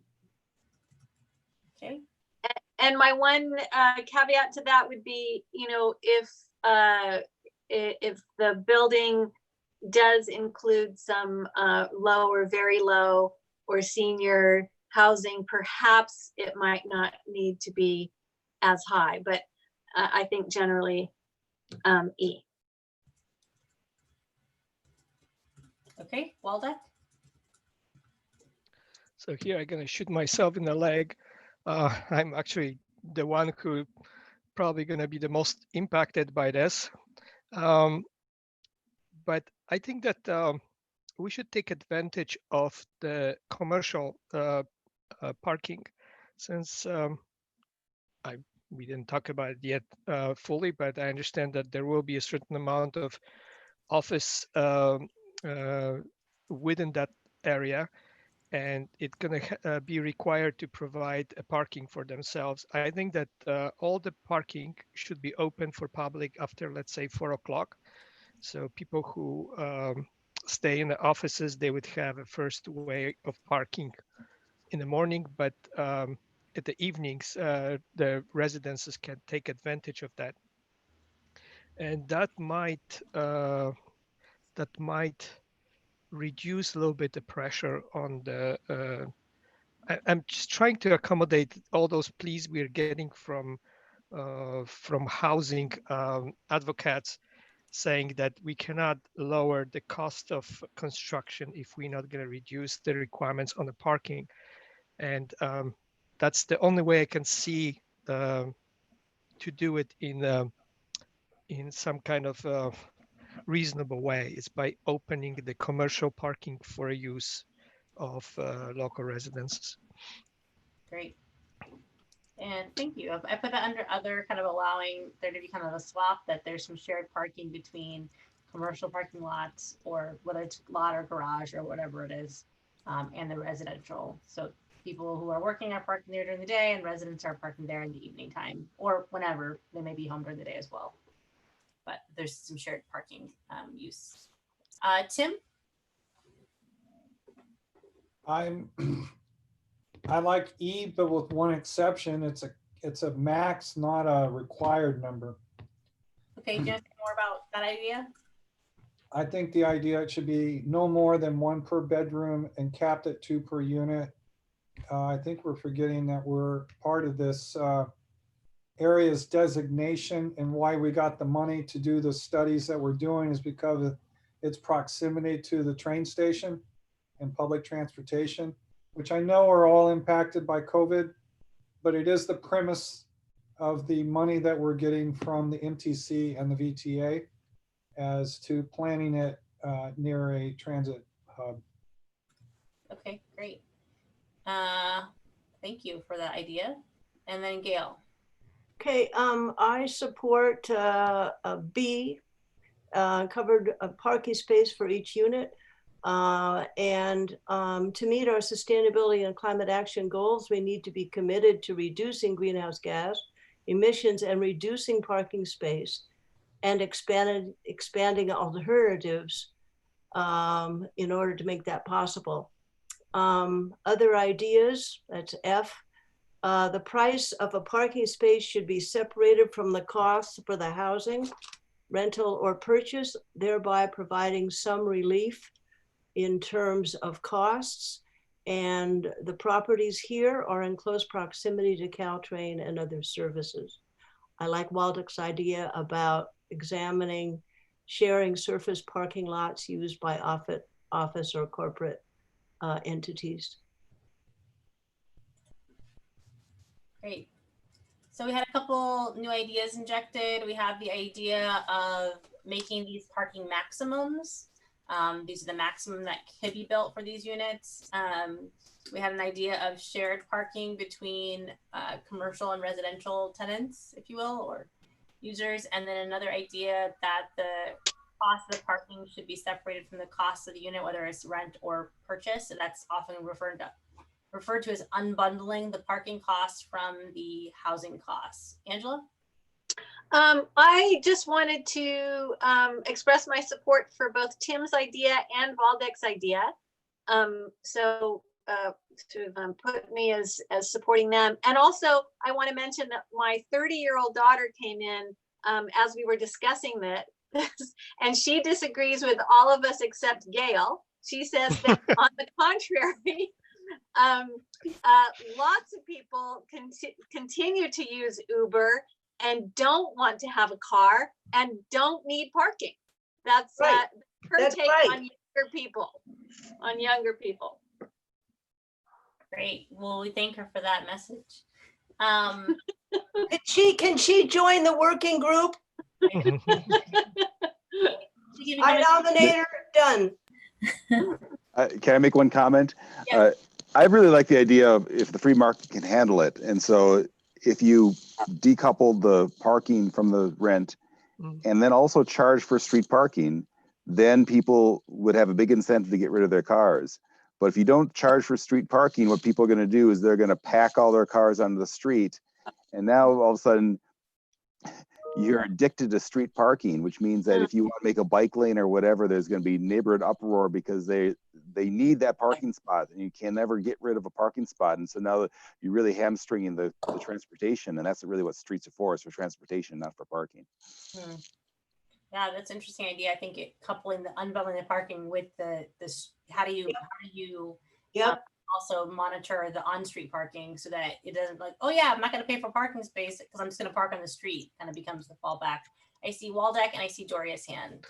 Yeah, and I hope that we still getting rid of the parking along Park Boulevard, which could have a much better use for that space. So therefore, it's going to be a little bit more parking to offset that. Great. Doria?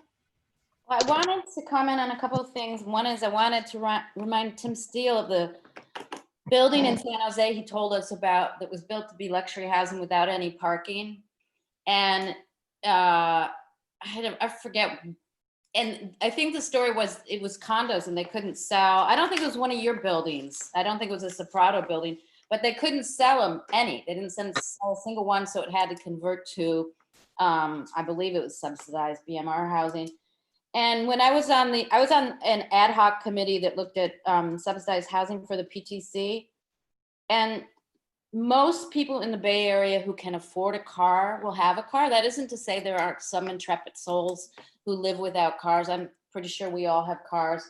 The shared parking thing is pretty tricky because of liability and because of if you do have people that are keeping their cars that are able to commute on public transportation, they still need a place to keep their car during the day. So it was only at the very, very first community, which is a big subsidized housing provider in San Jose, studied all their properties, and it was only people that literally could not afford the insurance and gas to have a car. You have to be at that low income level to not want a car.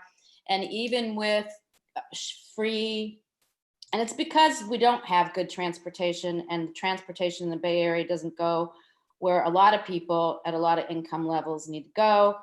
And I think it's great your daughter doesn't own a car, but Uber is really expensive for a lot of people. So I think this is a kind of an equity thing. As to the maximum parking standards, I understand why developers would prefer not to build parking standards because it will make them money, or why they want unbundled parking. But I worry then that in certain neighborhoods, you'll say, oh, these are going to be people of a certain income level, so we won't give them parking, or we'll have lower, we won't exercise the maximums here. Whereas in more expensive neighborhoods, you'll assume that everybody living there is going to have multiple cars in a household, which is what we already know about this area. So those things sound good on paper, but when they don't work, real people get hurt. Great, thanks, Doria. Waldeck? Yeah, so first of all, there are other jurisdictions in the area that have that zoning requiring sharing the parking.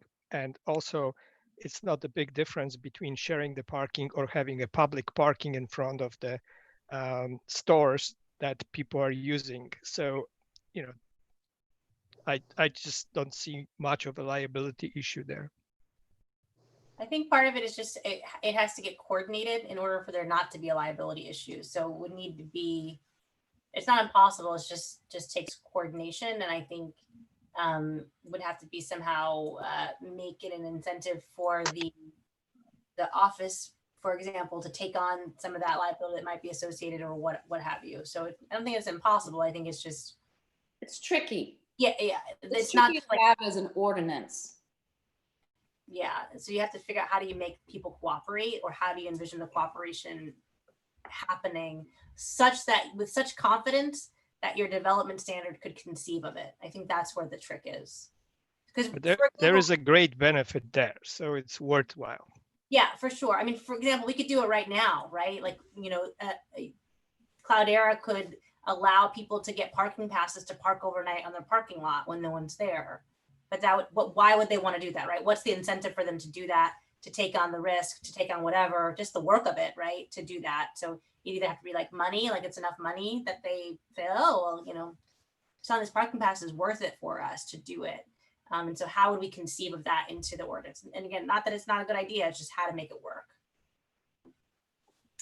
Just require it. How to make it work is work. Yeah, you can, but I think it's, you know, how do you require that a property owner allow other people to park at their site who are not part of their development?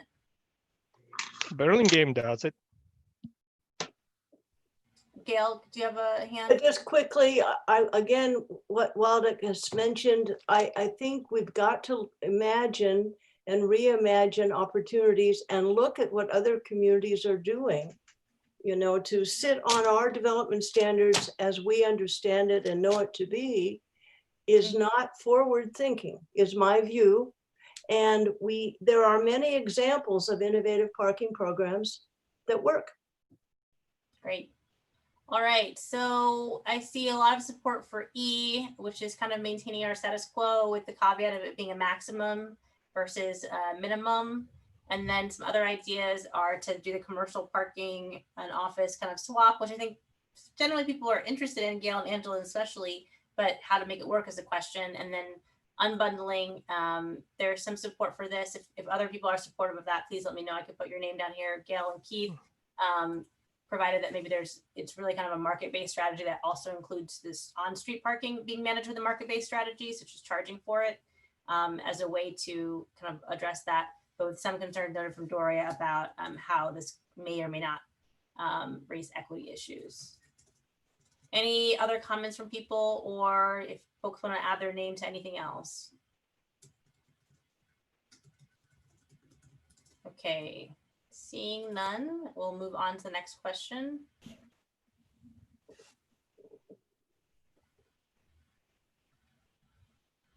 Which this question is about if Portage Avenue continues to exist between Ashton Park, going through an area that could include housing, parkland, retail. So if, you know, 340 Portage isn't in the same exact configuration it is today, how should it be designed?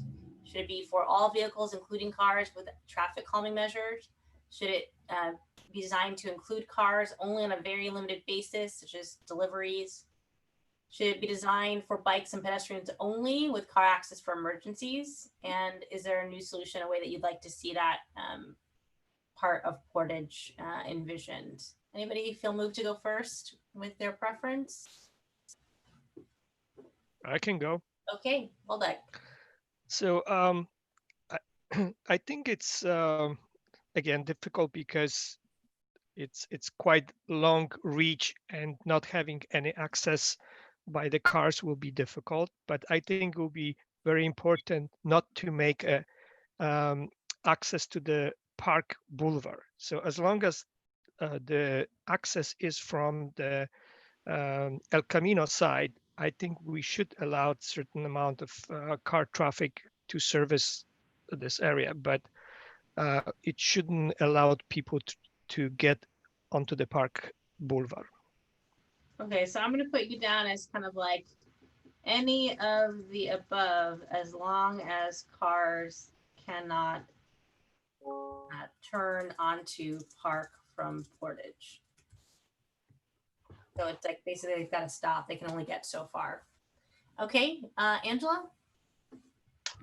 Yes, I think that it's not necessary to have cars going through Portage if we allow them to access the other side of that property from the railroad spur area. I think that that's perfectly adequate for car access. And I think that C, for bikes and pedestrians only, would allow people to have a really restful, enjoyable, beautiful area, no matter what is there, if it's housing, parks, or retail. A pedestrian only, people-friendly street or area is popular everywhere in the world, and it creates a thriving atmosphere for people rather than for cars. So I'm for C. Thank you. Doria? So I think we have very aspirational ideas about what should go on the Fry's site. I certainly am not interested in any kind of vehicular access there. Depending on how it gets developed, there may be a reason to have a pedestrian and bike access there. But, you know, we're talking about having a park there. We're talking about housing there. We're talking about a community center there. We're talking about, you know, Fry's would like to keep all the office there. We're talking about having to find the parking when we out from that side of the building, where to put those cars. So I think it's very premature, and this can only be, in my opinion, really answered at a time when the Fry's site applies for redevelopment of some kind. Yeah. One thing I will say, and this, I think your point is well taken, in that depending on what happens around it, like, could change what we want to have happen on that section, right? There are currently underneath that right of way a number of utilities. So if there were a large development, those could potentially be relocated. But it's unlikely that that area would be covered with a building, let's say. So it would probably always have, I shouldn't say always, nothing always, but you know, that would, even if the site were massively redeveloped, that there may be still opening there. But to your point, is it a pedestrian walkway? Is it a park? You know, what is it? Yeah, for me, cars don't work there because I would like to get cars off of park as much as possible and maximize the bicycle pedestrian use there, because it is an important north-south Palo Alto connection for bikes. So yeah. So I think that's a good point. Like, keep the cars off of park, but like leave room for what is actually in that space, depending on what happens around it. That's kind of what I hear you saying. Mm-hmm. Okay, Gail? Okay, I think that depending on the right of way there, it could be a combination of A, B, and C. If the bike and ped use were protected passageways. It all depends on the final use of the property and the uses of the adjacent parcels. We should be talking in conceptual terms because of uncertainty about what will happen. I sound like Doria in this comment, and that's good. Yeah, no, I think that's great. So I hear you saying if bikes and peds are protected, like if they have their own part of that area to walk or bike, and be flexible depending on the development Of the site and adjacent parcels. Okay, great. Keith? Certainly, I don't want any car access onto park.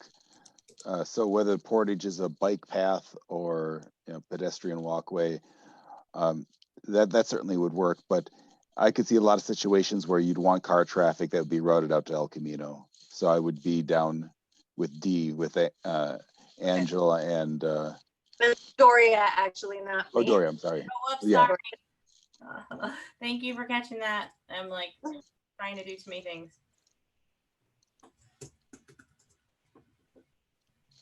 All right, there it is, catching up. Thank you. Tim?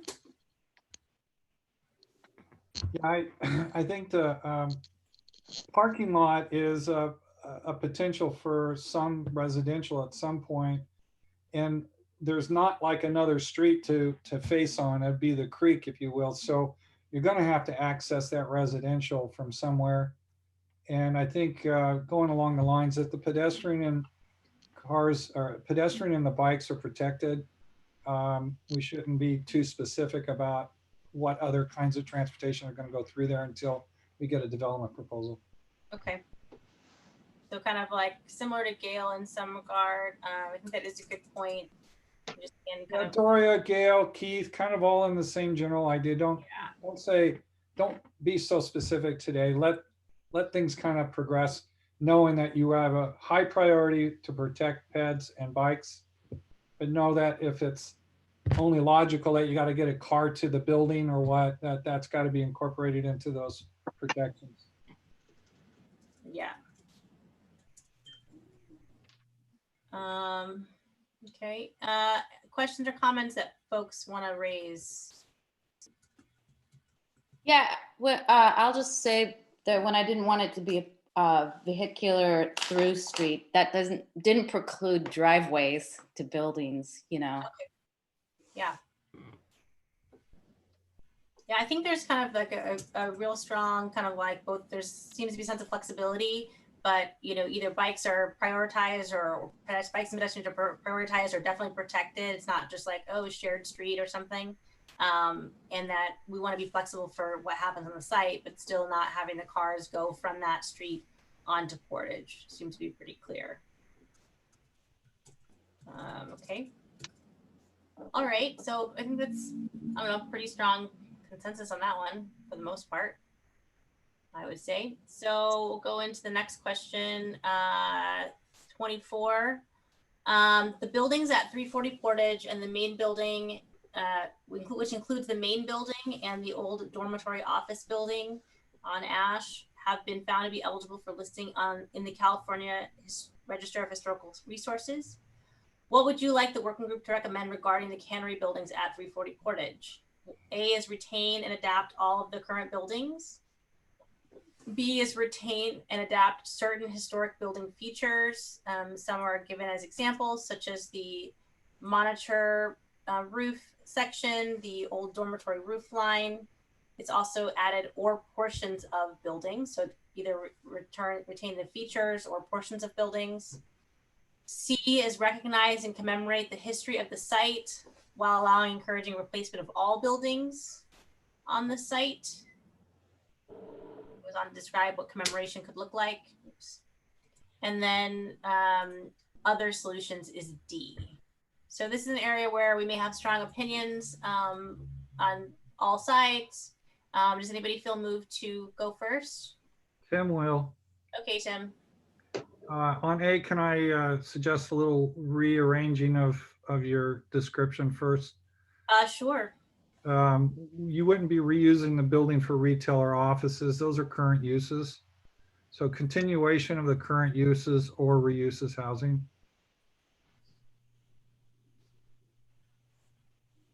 To be accurate.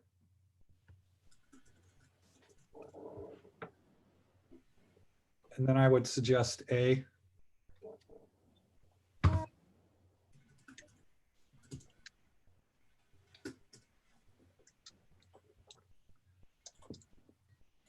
Okay. Do you want to speak to your letter A?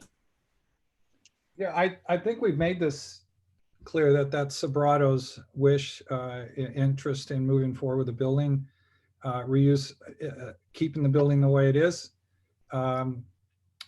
improving it further to preserve those architectural features that are identified in the historic study. and continue to use the buildings and reuse the buildings for various uses allowed. Great. Does anybody else want to share? So, I'll go. Oh, Who said that? Waldeck. Go ahead, Waldeck. okay, I would rather go with just keeping the what's the name of this small building? The The Dormitory. dormitory. Okay, so keeping a dormitory as a historic structure and recognizing the overall site as historic site, So I'm gonna but put you, not keeping the building itself. I'll put you under other, and I'll say B, but with the dormitory, and C, to recognize this history. Is that right? Mm-hmm. Okay. Do you want to Wait. share anything else about that? So again, Did you want to add anything else to your no, I just I think that we should recognize the history of the site, but not necessarily by keeping the structure as a whole. I am flexible as much, how much of it we need to remove, but I think as a whole, it's an obstacle for the redevelopment of that area.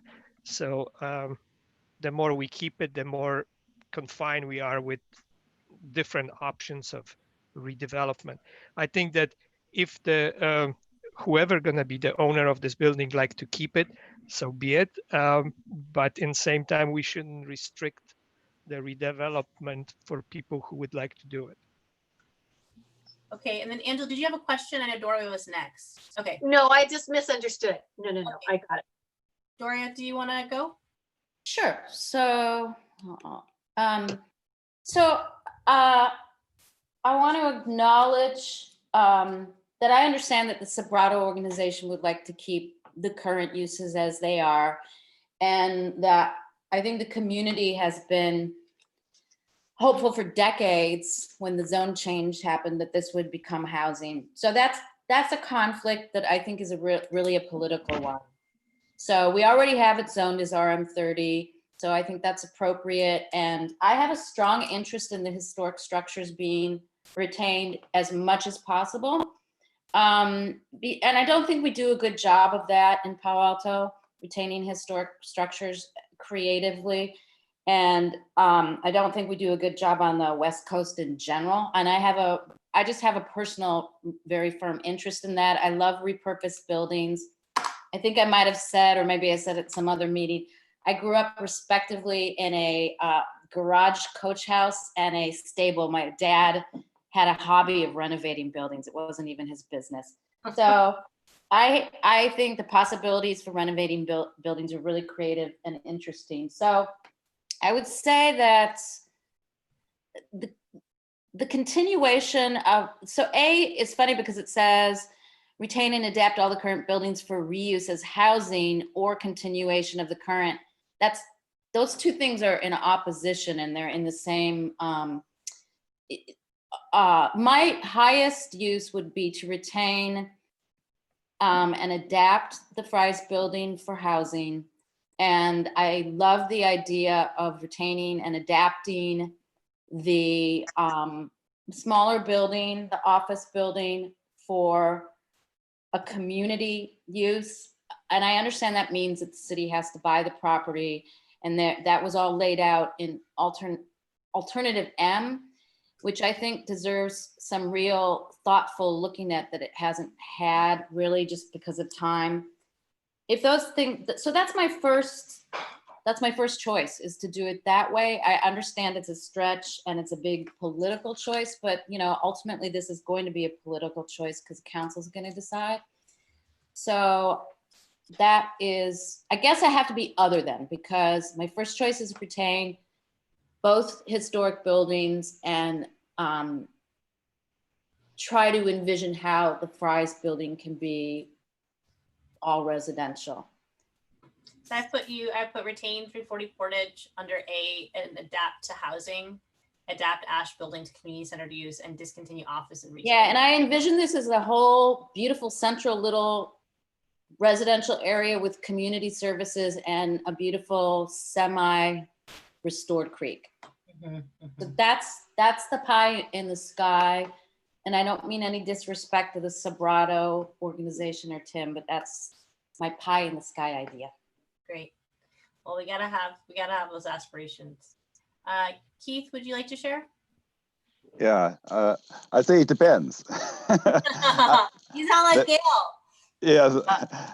So I'll put me down at D because these old buildings, they can add a lot of character to a neighborhood. So there's some upside, but you have to find, the old buildings can also be very expensive. So you have to come down to feasibility and functionality. Can you find a use that fits with the community's use?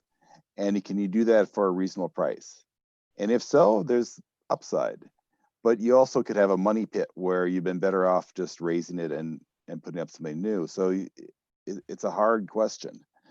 But pie in the sky, yes, we have a nice renovated building that has housing or retail or something in it, and it's just a great neighborhood. That's the upside.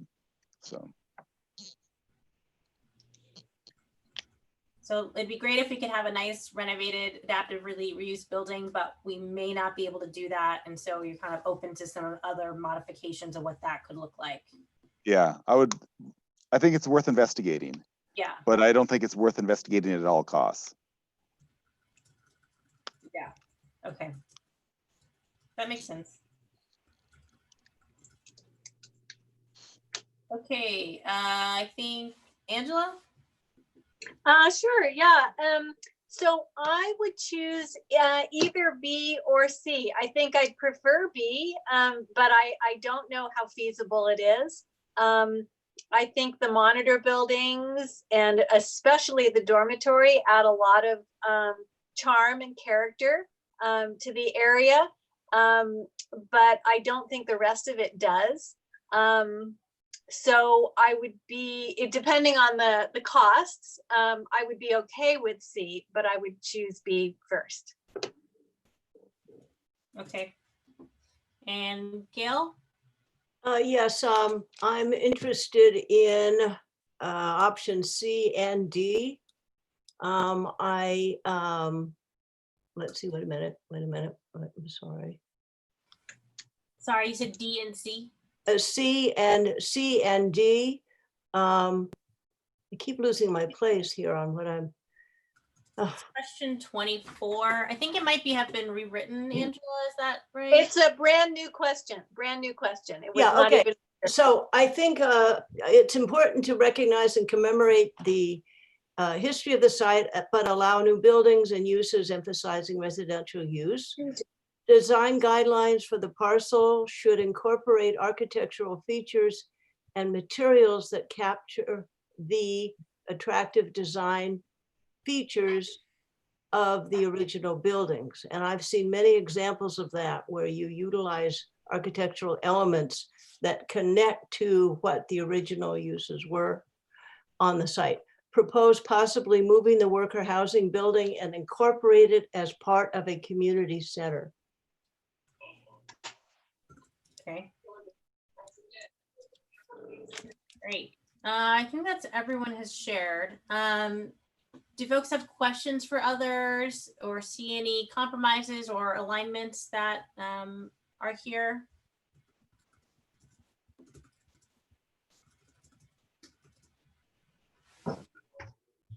So I just have one thing. It's like, if we're supposed to explore this thing further, I don't think this is an option, right? Because, I mean, obviously, for us to do some recommendations, are we keeping building or not? I don't think that any further exploration is going to be done as far as feasibility of converting this thing into residential, right? Well, I don't think that. I mean, I think in terms of the feasibility of adaptively reusing it for residential, I don't know that such a study would be within the capacity of the city to undertake. and to do the engineering and other assessments that would be necessary to understand what it would take to turn that building into, assuming a multi-level residential building, because it's really mainly one floor and a mezzanine. It's a very tall building, but it's not like it's got multiple levels in it. So that is beyond the scope of this planning exercise. Certainly, Rachel? yeah. So certainly, go ahead, Tim. Yeah, I just add to is that kind of a study would have a very short shelf life, because the feasibility has to do as much with what the market supports in paying for residential to justify putting the investment in. And under the current environment, there won't be any real demand for the housing to be built relative to rents. So, but you don't, so if you come up with a study today, it's only as good as today's economic environment. And since there's no immediate interest in redeveloping the site, I don't think it would really tell us anything. Yeah. I think to your point, Waldeck, that I think you made in your comments is kind of, I think is probably a realistic place that a plan could end up should the council choose to say, yes, the building can stay there, it's fine, the buildings are fine, but if a developer chooses, which could be Sobrato or could be a future owner, decides to make it into something else, here's what we would like them to make it into, right? Here's what we'd like to be on this site. But to your point, it would retain its current, configuration. Now, to Doria's and to her, bless you, suggestion is that, and I think we've talked a little bit about this before, would we, me being the city and city council, do something to try to force it to become housing, or to discontinue the retail or office uses and allow only housing to be built, which would obviously change a lot about the property in terms of what could be used for, what becomes attractive, does demolition become more attractive, et cetera. But that, I think Dory's point is somewhat of a political choice as well. It's something we can also talk about too as a group, but it seems like this group to some degree is like open-minded, like wanting to retain the building. I think some people are more firmly on wanting to retain the building, and some folks saying, well, if we can retain it, that'd be great. And then some folks saying like, let's retain some elements, some aspects, but I'm kind of okay with a little more flexibility. So we kind of have the range in our group. Does that help kind of give a little bit of picture of what might happen or what could happen? It really depends how the staff and the consultant deal with the kinds of comments we're making. And then, different members of the group have different views about some of these issues.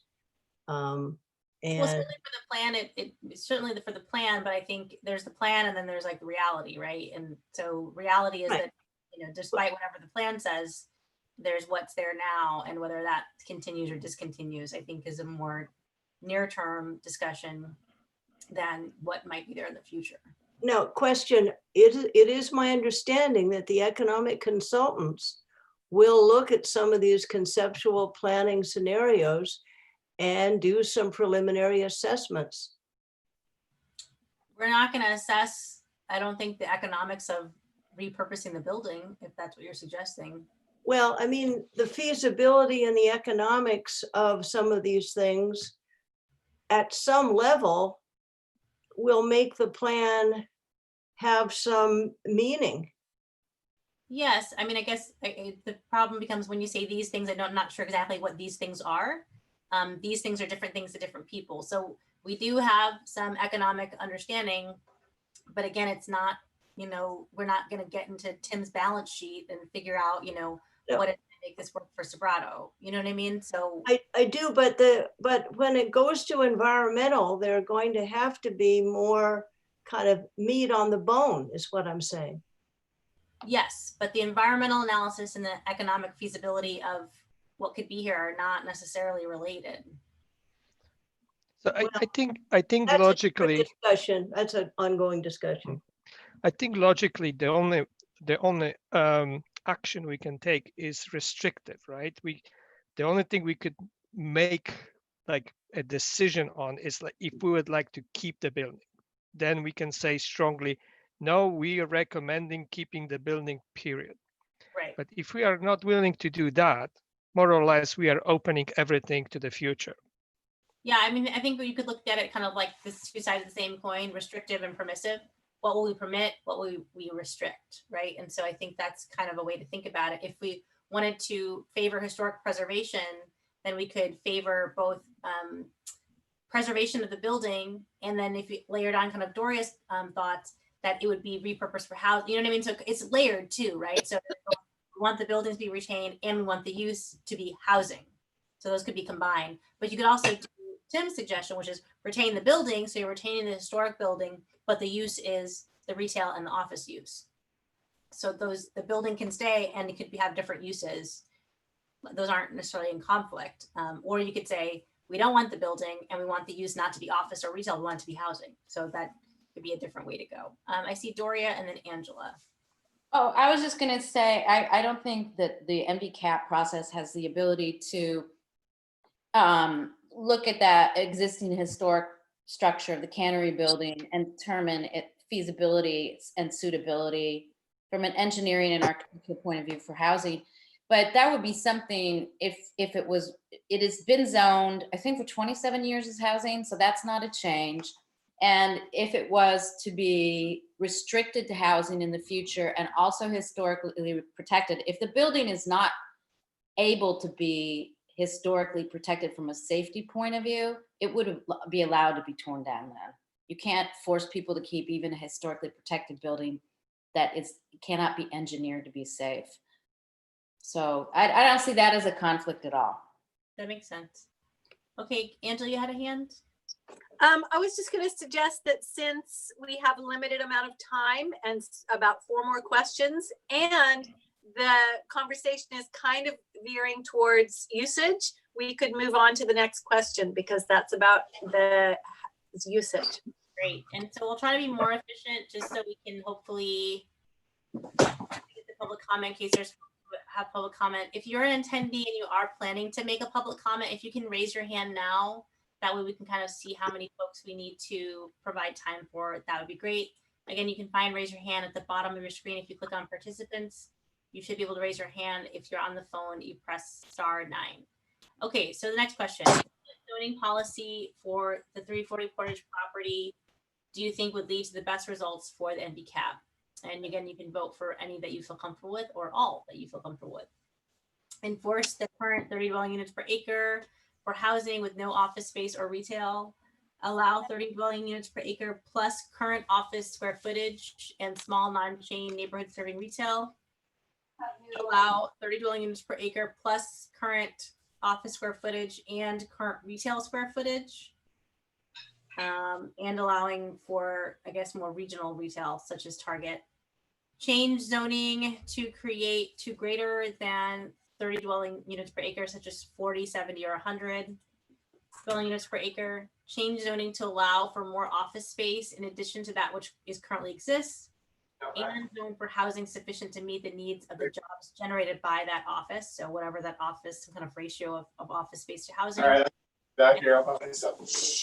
F would be change zoning to allow for retail. So does anyone feel motivated to go first on this? So for me, it's a little bit confusing with this 30 unit per acre because it is per lots that going to be redeveloped for actual residential, right? So we cannot have a current office plus 30 units per acre because the current office already covers a large portion of the existing area. Therefore, if we just going to stick with that like that, we can end up with very few units to be built, isn't it? I think that what you might consider, how you might read this question would be like, for example, Waldeck, you kind of said, well, you would be okay with some of the building going away possibly. So if you imagine the building goes away, what would be the zoning that'd be underlying it to which the developer could build? So I don't think you necessarily have to think of like the current footprints staying where they are, but to say, okay, if there was a new building, it could be 30 dwelling units per acre plus the existing office square footage could be rebuilt, for example, in a new building, but it's only the existing amount. Does that make sense? Yeah, I just don't know basically what it means. That I think that based on the sketches that we were doing, pretty much everybody was trying to get over 1,000 units in this area, just to have an impact on actual residential needs of the city. So I just don't know what it means in actual units per acre for the lots that are available. That's the confusing part for me. I think this is, don't think about the lots that are available. This is just on 340 Portage. This is not for every lot. This is just on currently the Fry site. What do you want to see there? What would it be zoned for? So maybe, Okay, so if you look at that, just that lot, it's covered right now fully, right, by office. well, So I mean, keep that office, where are we gonna build that 30 units per acre, right? well, I think part of it is it's almost like a two-part question, right?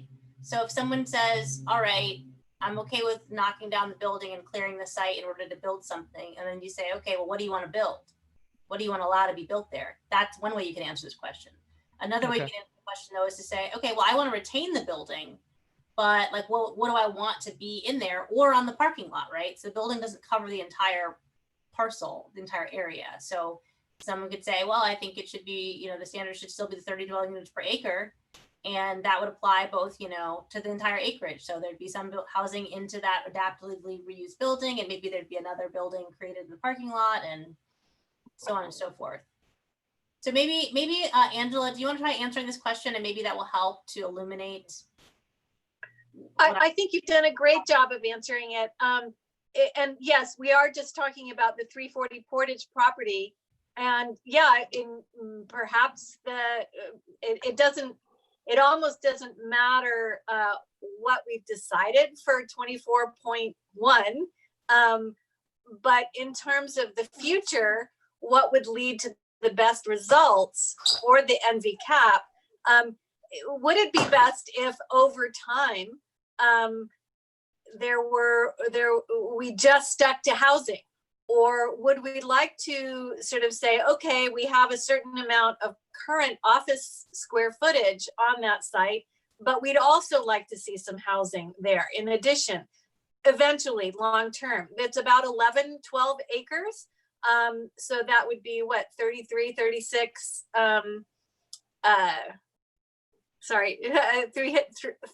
330 to 360 units just on that parcel at 30 units per acre, which is what it's currently zoned for, just housing, even though there's a lot of retail space and there's quite a lot of office space there now. Those are current uses, but it's not zoned for that.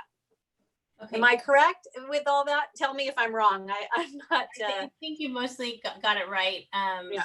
Tori, do you want to try to, I don't know if you're going to answer it or try to explain it? I think what's confusing about the choices is that in an all residential, it's very well defined. It's RM 30.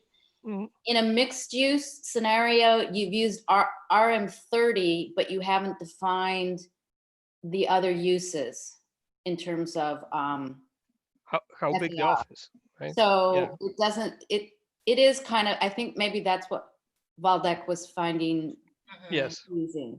So it doesn't, so B, everything after A is, it says 30 units per acre on top of what commercial development were you envisioning? So it is kind of confusing to me, this question. Mm-hmm.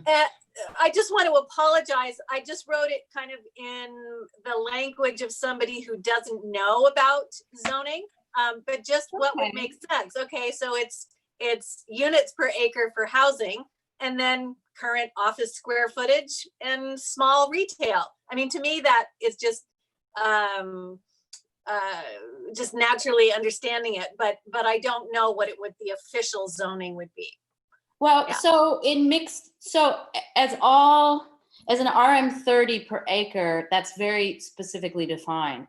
But when you have mixed use plus 30 dwelling units per acre, it doesn't define the commercial portion. So it doesn't give you much of an idea what we're talking Part about. of it is that we've broken out the commercial and office to other questions, right? And so I think part of it is again, building, right? So people have opined about what kind of office they wanted to see or not wanted to see. I think if you took, Too. I think if you specified that other than A, they were mixed use scenarios and took out 30 dwelling units and didn't specify it right now for this discussion, it might be easier to talk about.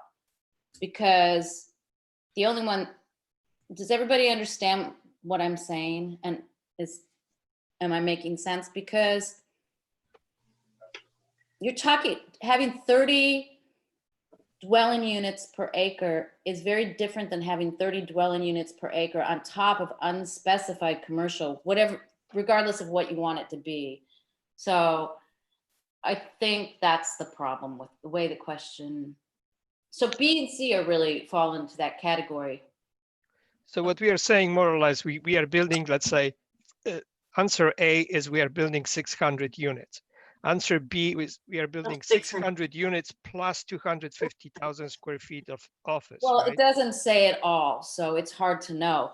So either take the 30 dwelling units out of B and C and just say a mixed use with residential, current office square footage and small non-chain neighborhood serving retail, or C, mixed use with residential, current office square footage and current, and then I think it would be easier to talk about. And Well, instead of multiple choice, can we just make this short answer? Everyone can just say, what do they vision for 340? That might be easier. So what if someone has their answer and they can provide what they prefer? I can jump in. This is Tim. Yeah. This kind of along our vision for Sobrato vision for that, it kind of aligns with A and C and kind of captures, I think, some of all of the comments that are being thrown around, and that letting the building be used as it currently is being used. The parking lots have potential under certain schemes to add residential and the building be there. However, the caveat being where we get to back to A is in the event the building is to be removed and redeveloped, that the underlying is 100% office or 100% mixed use, whatever the best desire is of everybody. But it's the idea that the underlying zoning is what it has to be redeveloped for, but the current building could be used for the existing uses until at such time it's timely to be redeveloped. Okay. Thank you. I think that was very succinct, Gail. Yes, I guess my observation is because there's a lot of confusion about the wording, and I recognize it's hard to word this well because of all the different layers, the underlying zoning, a mixture of zonings. I would suggest we push this off and try to provide the options more clearly stated. Because right now, I think what you're going to get from us is not particularly clear because there's some confusion about what the statements mean. Okay, we can do that. I mean, I think if anybody has a comment that they want to offer of what they envision being on the site, I'd welcome them to offer that. It really is kind of like, do you want it to be mixed use? Do you want it to be mixed use with the current kind of uses that are there? Do you want to be mixed use with different uses? Do you want it to be more housing allowed than is currently allowed? Do you, again, you can choose a combination of. Keith, I do have a question. I don't remember now, looking at all the different questions, the issue of allowable density as it relates to residential does seem germane in these discussions, because I don't know if there's a separate density question anymore in this now revised document. I would also say it's not appropriate to be specific as to mention a small target use. We have not done that on any other site. I think that Angela is trying to give example of what a regional retail versus a neighborhood retail would be. It's also a formula retail. So that would be contrasting with letter B, where that type of use would not be allowed. So, I don't know if people concur what we should do, but this is sounding a little bit. well, Keith wanted Everyone's to looking at this Keith wanted different. to share his statement. If people don't have statements, it's fine, but people who want to share what their thoughts are, I think can share them. I'm pretty clear on what my vision would be for this. I mean, first of all, Zebrado's put money into this and we need to respect that. I don't think we should be in any rush to change things. But in the long run, if you're looking 30 years down the road, I think we have no choice but to make this housing. We're so short of housing that somewhere between now and in the future, this has to evolve back to housing. It's zoned RM30, which is, if you put 30 units per acre, that's still quite a bit of housing here. And it would be a really good neighborhood. I think there's no reason not to eventually move towards housing. Okay. So I kind of hear you, similar to Tim saying, like, maybe the current uses are persisting, but it needs to stay as the underlying zoning housing and eventually go to housing. Yeah, and he was saying until the building needs to be replaced. I'm not sure, that's kind of open-ended, but there's going to be some point at the road, down the road, where we really want this to be housing. We're just so short of housing. This is zoned housing. We need to move that direction, but we're not going to move that direction tomorrow. Got it. Waldeck? I think that because of the proximity of the public transportation and the fact that mixed uses better utilize the space, I would be for mixed use. And sure, there should be more of the housing there, but I would see the benefit of having also some workplace area, so people commuting into the area in the morning replace the people who are commuting out of the area to other locations. Great. Okay, Gail? Yes, I concur with what Waldeck said about the mixed use with a strong emphasis on residential. I also support increased intensification of the site in the range of 40 to 75 dwelling units per acre. Again, I'm promoting flexibility, not an absolute number prescriptive, but a range, so that we can do something impactful and meaningful there, particularly for housing near Caltrain. Great. And did you say 40 to 60 dwelling units per acre? I said 40 to 75. I mean, 40 to 65, 75. I mean, in that range, because there are a lot of caveats and construction considerations, heights, number of stories, etc. Okay. Angela, did you have your hand up? Yes. Unless somebody else wants to go first. No, I think you're the last one. Okay. So thank you for bending this to what is appropriate. The reason I didn't just put mixed use is because I thought it was important to say, approximately how many units per acre, rather than, have people sort of wildly throwing large numbers or small numbers around. So anyway, so mixed use is what I like the idea of, because I think that if you have a lot of people living there, you want to have retail available for them right there to use, so they don't have to make a lot of car trips outside just to get to get something small that they might need, or to do their laundry, or just basic, simple daily chores. So I think I would choose B, approximately somewhere around 30 units per acre of housing, because I agree with everyone that housing is what we really need. But with some small neighborhood serving retail. And then I think that probably the current office space might be helpful in creating the affordable housing. So that's why I like B. Okay, Doria? Well, I wish I thought that the current, retaining the current office space would help create affordable housing, but I don't think that's really true the way our laws are written. And for me, I know what it looks like to have it be an RM30 site here with the other development standards, touching on what Gail said. It's really not possible for me to envision a mixed use without understanding how much of the commercial we're adding on top of the 30 dwelling units per acre.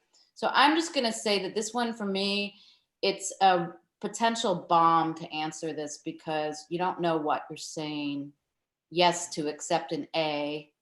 And I guess if I had to pick one of these, I would say A, but I know that's not going to happen anytime soon just because it's been zoned that way for such a long time. And I don't see it, and the community had a real expectation of that. I think when you just randomly pick mixed uses without designating, if you allow 30 dwelling units per acre plus some amount of office and some amount of retail, what are you talking about in terms of heights and FARs and stuff? So I just think I would not rule out A because it respects the zoning that's currently here, but I think this needs a lot more discussion with more specificity. Okay, great. So we're gonna move on to the next question. I know we're past time, but maybe we can motor through the last few questions. Should the Cloudera site be zoned to allow for housing as well as office space? Yes or no?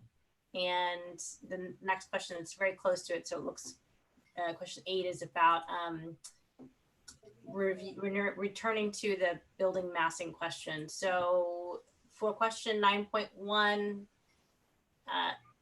I guess if you are on the yes side, Cloudera site should be zoned to allow for housing as well as office space. You could just literally raise your hand or raise your digital hand or say yes. I can just write that down. This is a yes or no question, and then we can go back. Oh goodness, I'm deleting things on accident. So I see Angela has a hand. This is for yes. Yes. I see Angela, Waldeck. I see those are the 2 hands that I see. And Gail was raising the hand. Gail. Didn't you, Gail? Yeah. And then I think Tim is raising his hand as well. Okay. Yes. All right. So, But go ahead, Doria. You're on mute. Dory, I hate this. I'm not against considering rezoning the Cloudera site, particularly because it's the only site in this area zoned the way it is, which doesn't seem to make a lot of sense. It's kind of an outlier. But I think just to say it's pretty open-ended. I mean, I would like to see more discussion about what kind of mixed use we would like to see there and the development standards. But I'm not against rezoning the site. But I just want everybody to remember that rezoning the site doesn't mean it's going to change anytime soon. Yeah, sure. Necessarily. Keith? Thank my you. comment was, I mean, I like having housing at Cloudera. I'd be open to that. I'm not sure if I'd want additional office density there, but if it's just adding housing, then definitely yes. Okay.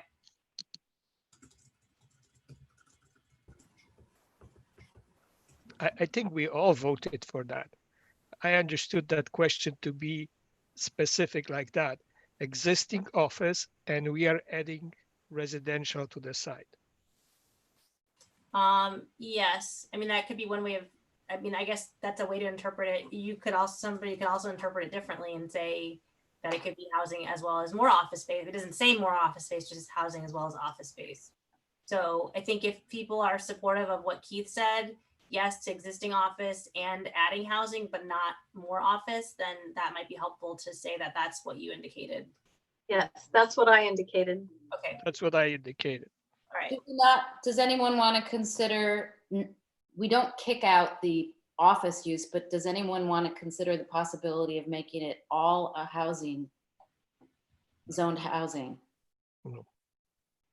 I only saw one person shake their head no, but Housing and retail, understanding that I'm not suggesting we kick out the office use. It's just that in the future, when the property wants to be redeveloped, it would be housing and maybe housing and retail if you want that rather than office.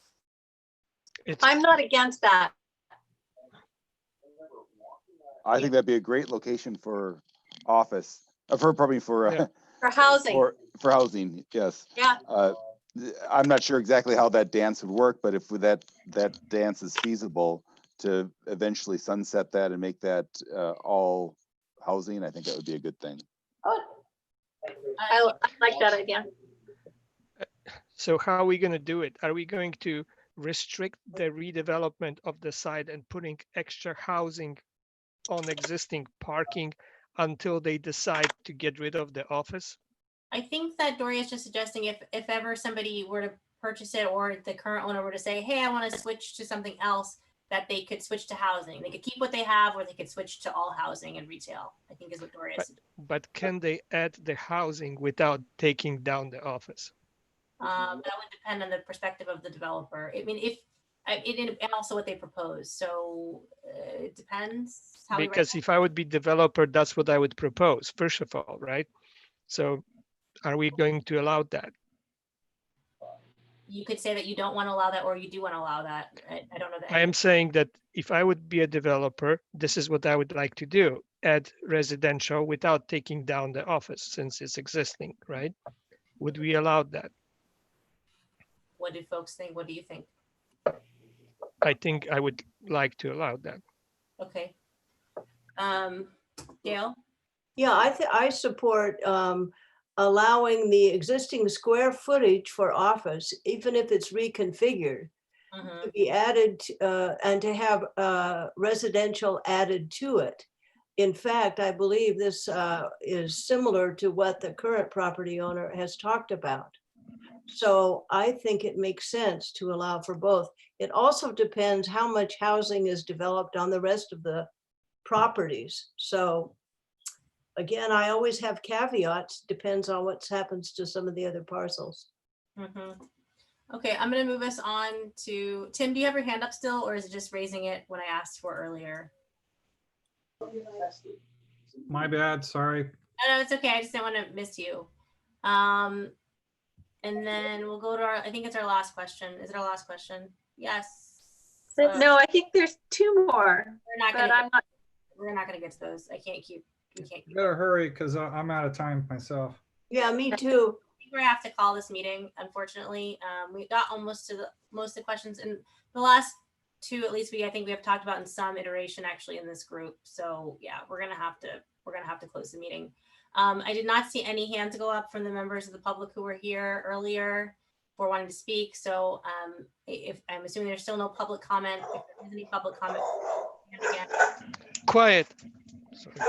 No worries. Okay, so we're Don't let him talk to you that way. We're gonna adjourn this meeting. Thank you guys for hanging over time. I appreciate you all and your energy and effort. And again, Angela, thank you for your yeoman's work of wading through all of our comments and thoughts to put together this document for us. So next week is the meeting of the other group. And then we will also send out some invitations for meetings in August. We'll try to see if we can do the additional meeting Angela referenced earlier, if you're interested, and then get back together as a large group, hopefully towards the end of August, but again, barring vacations and things. Doria? You want us to answer the last couple of questions in writing? Yes, you could. We could do that. I could maybe set up something where you can write. Can you send us the last two again, so I'm sure which ones they are? Yeah, we can send that out, and then we can collect everyone's. And then we can just write it in. Yeah, that'll work. Thank you. We're talking 8, 2, and 5.1, I believe. It's 9 or it's 8. Yeah, 2 and then 5.1, I think. Yeah. Yeah. Because the way they're numbered is kind of funky. Yeah, we'll send it out to you, and that way you can fill it in too. Angela, Rachel, staff, thank you very much for a good job. Thanks. Thank you, everyone. Thank you all. Thank you. Take care. Thank you. Bye. Good night, Keith. Bye.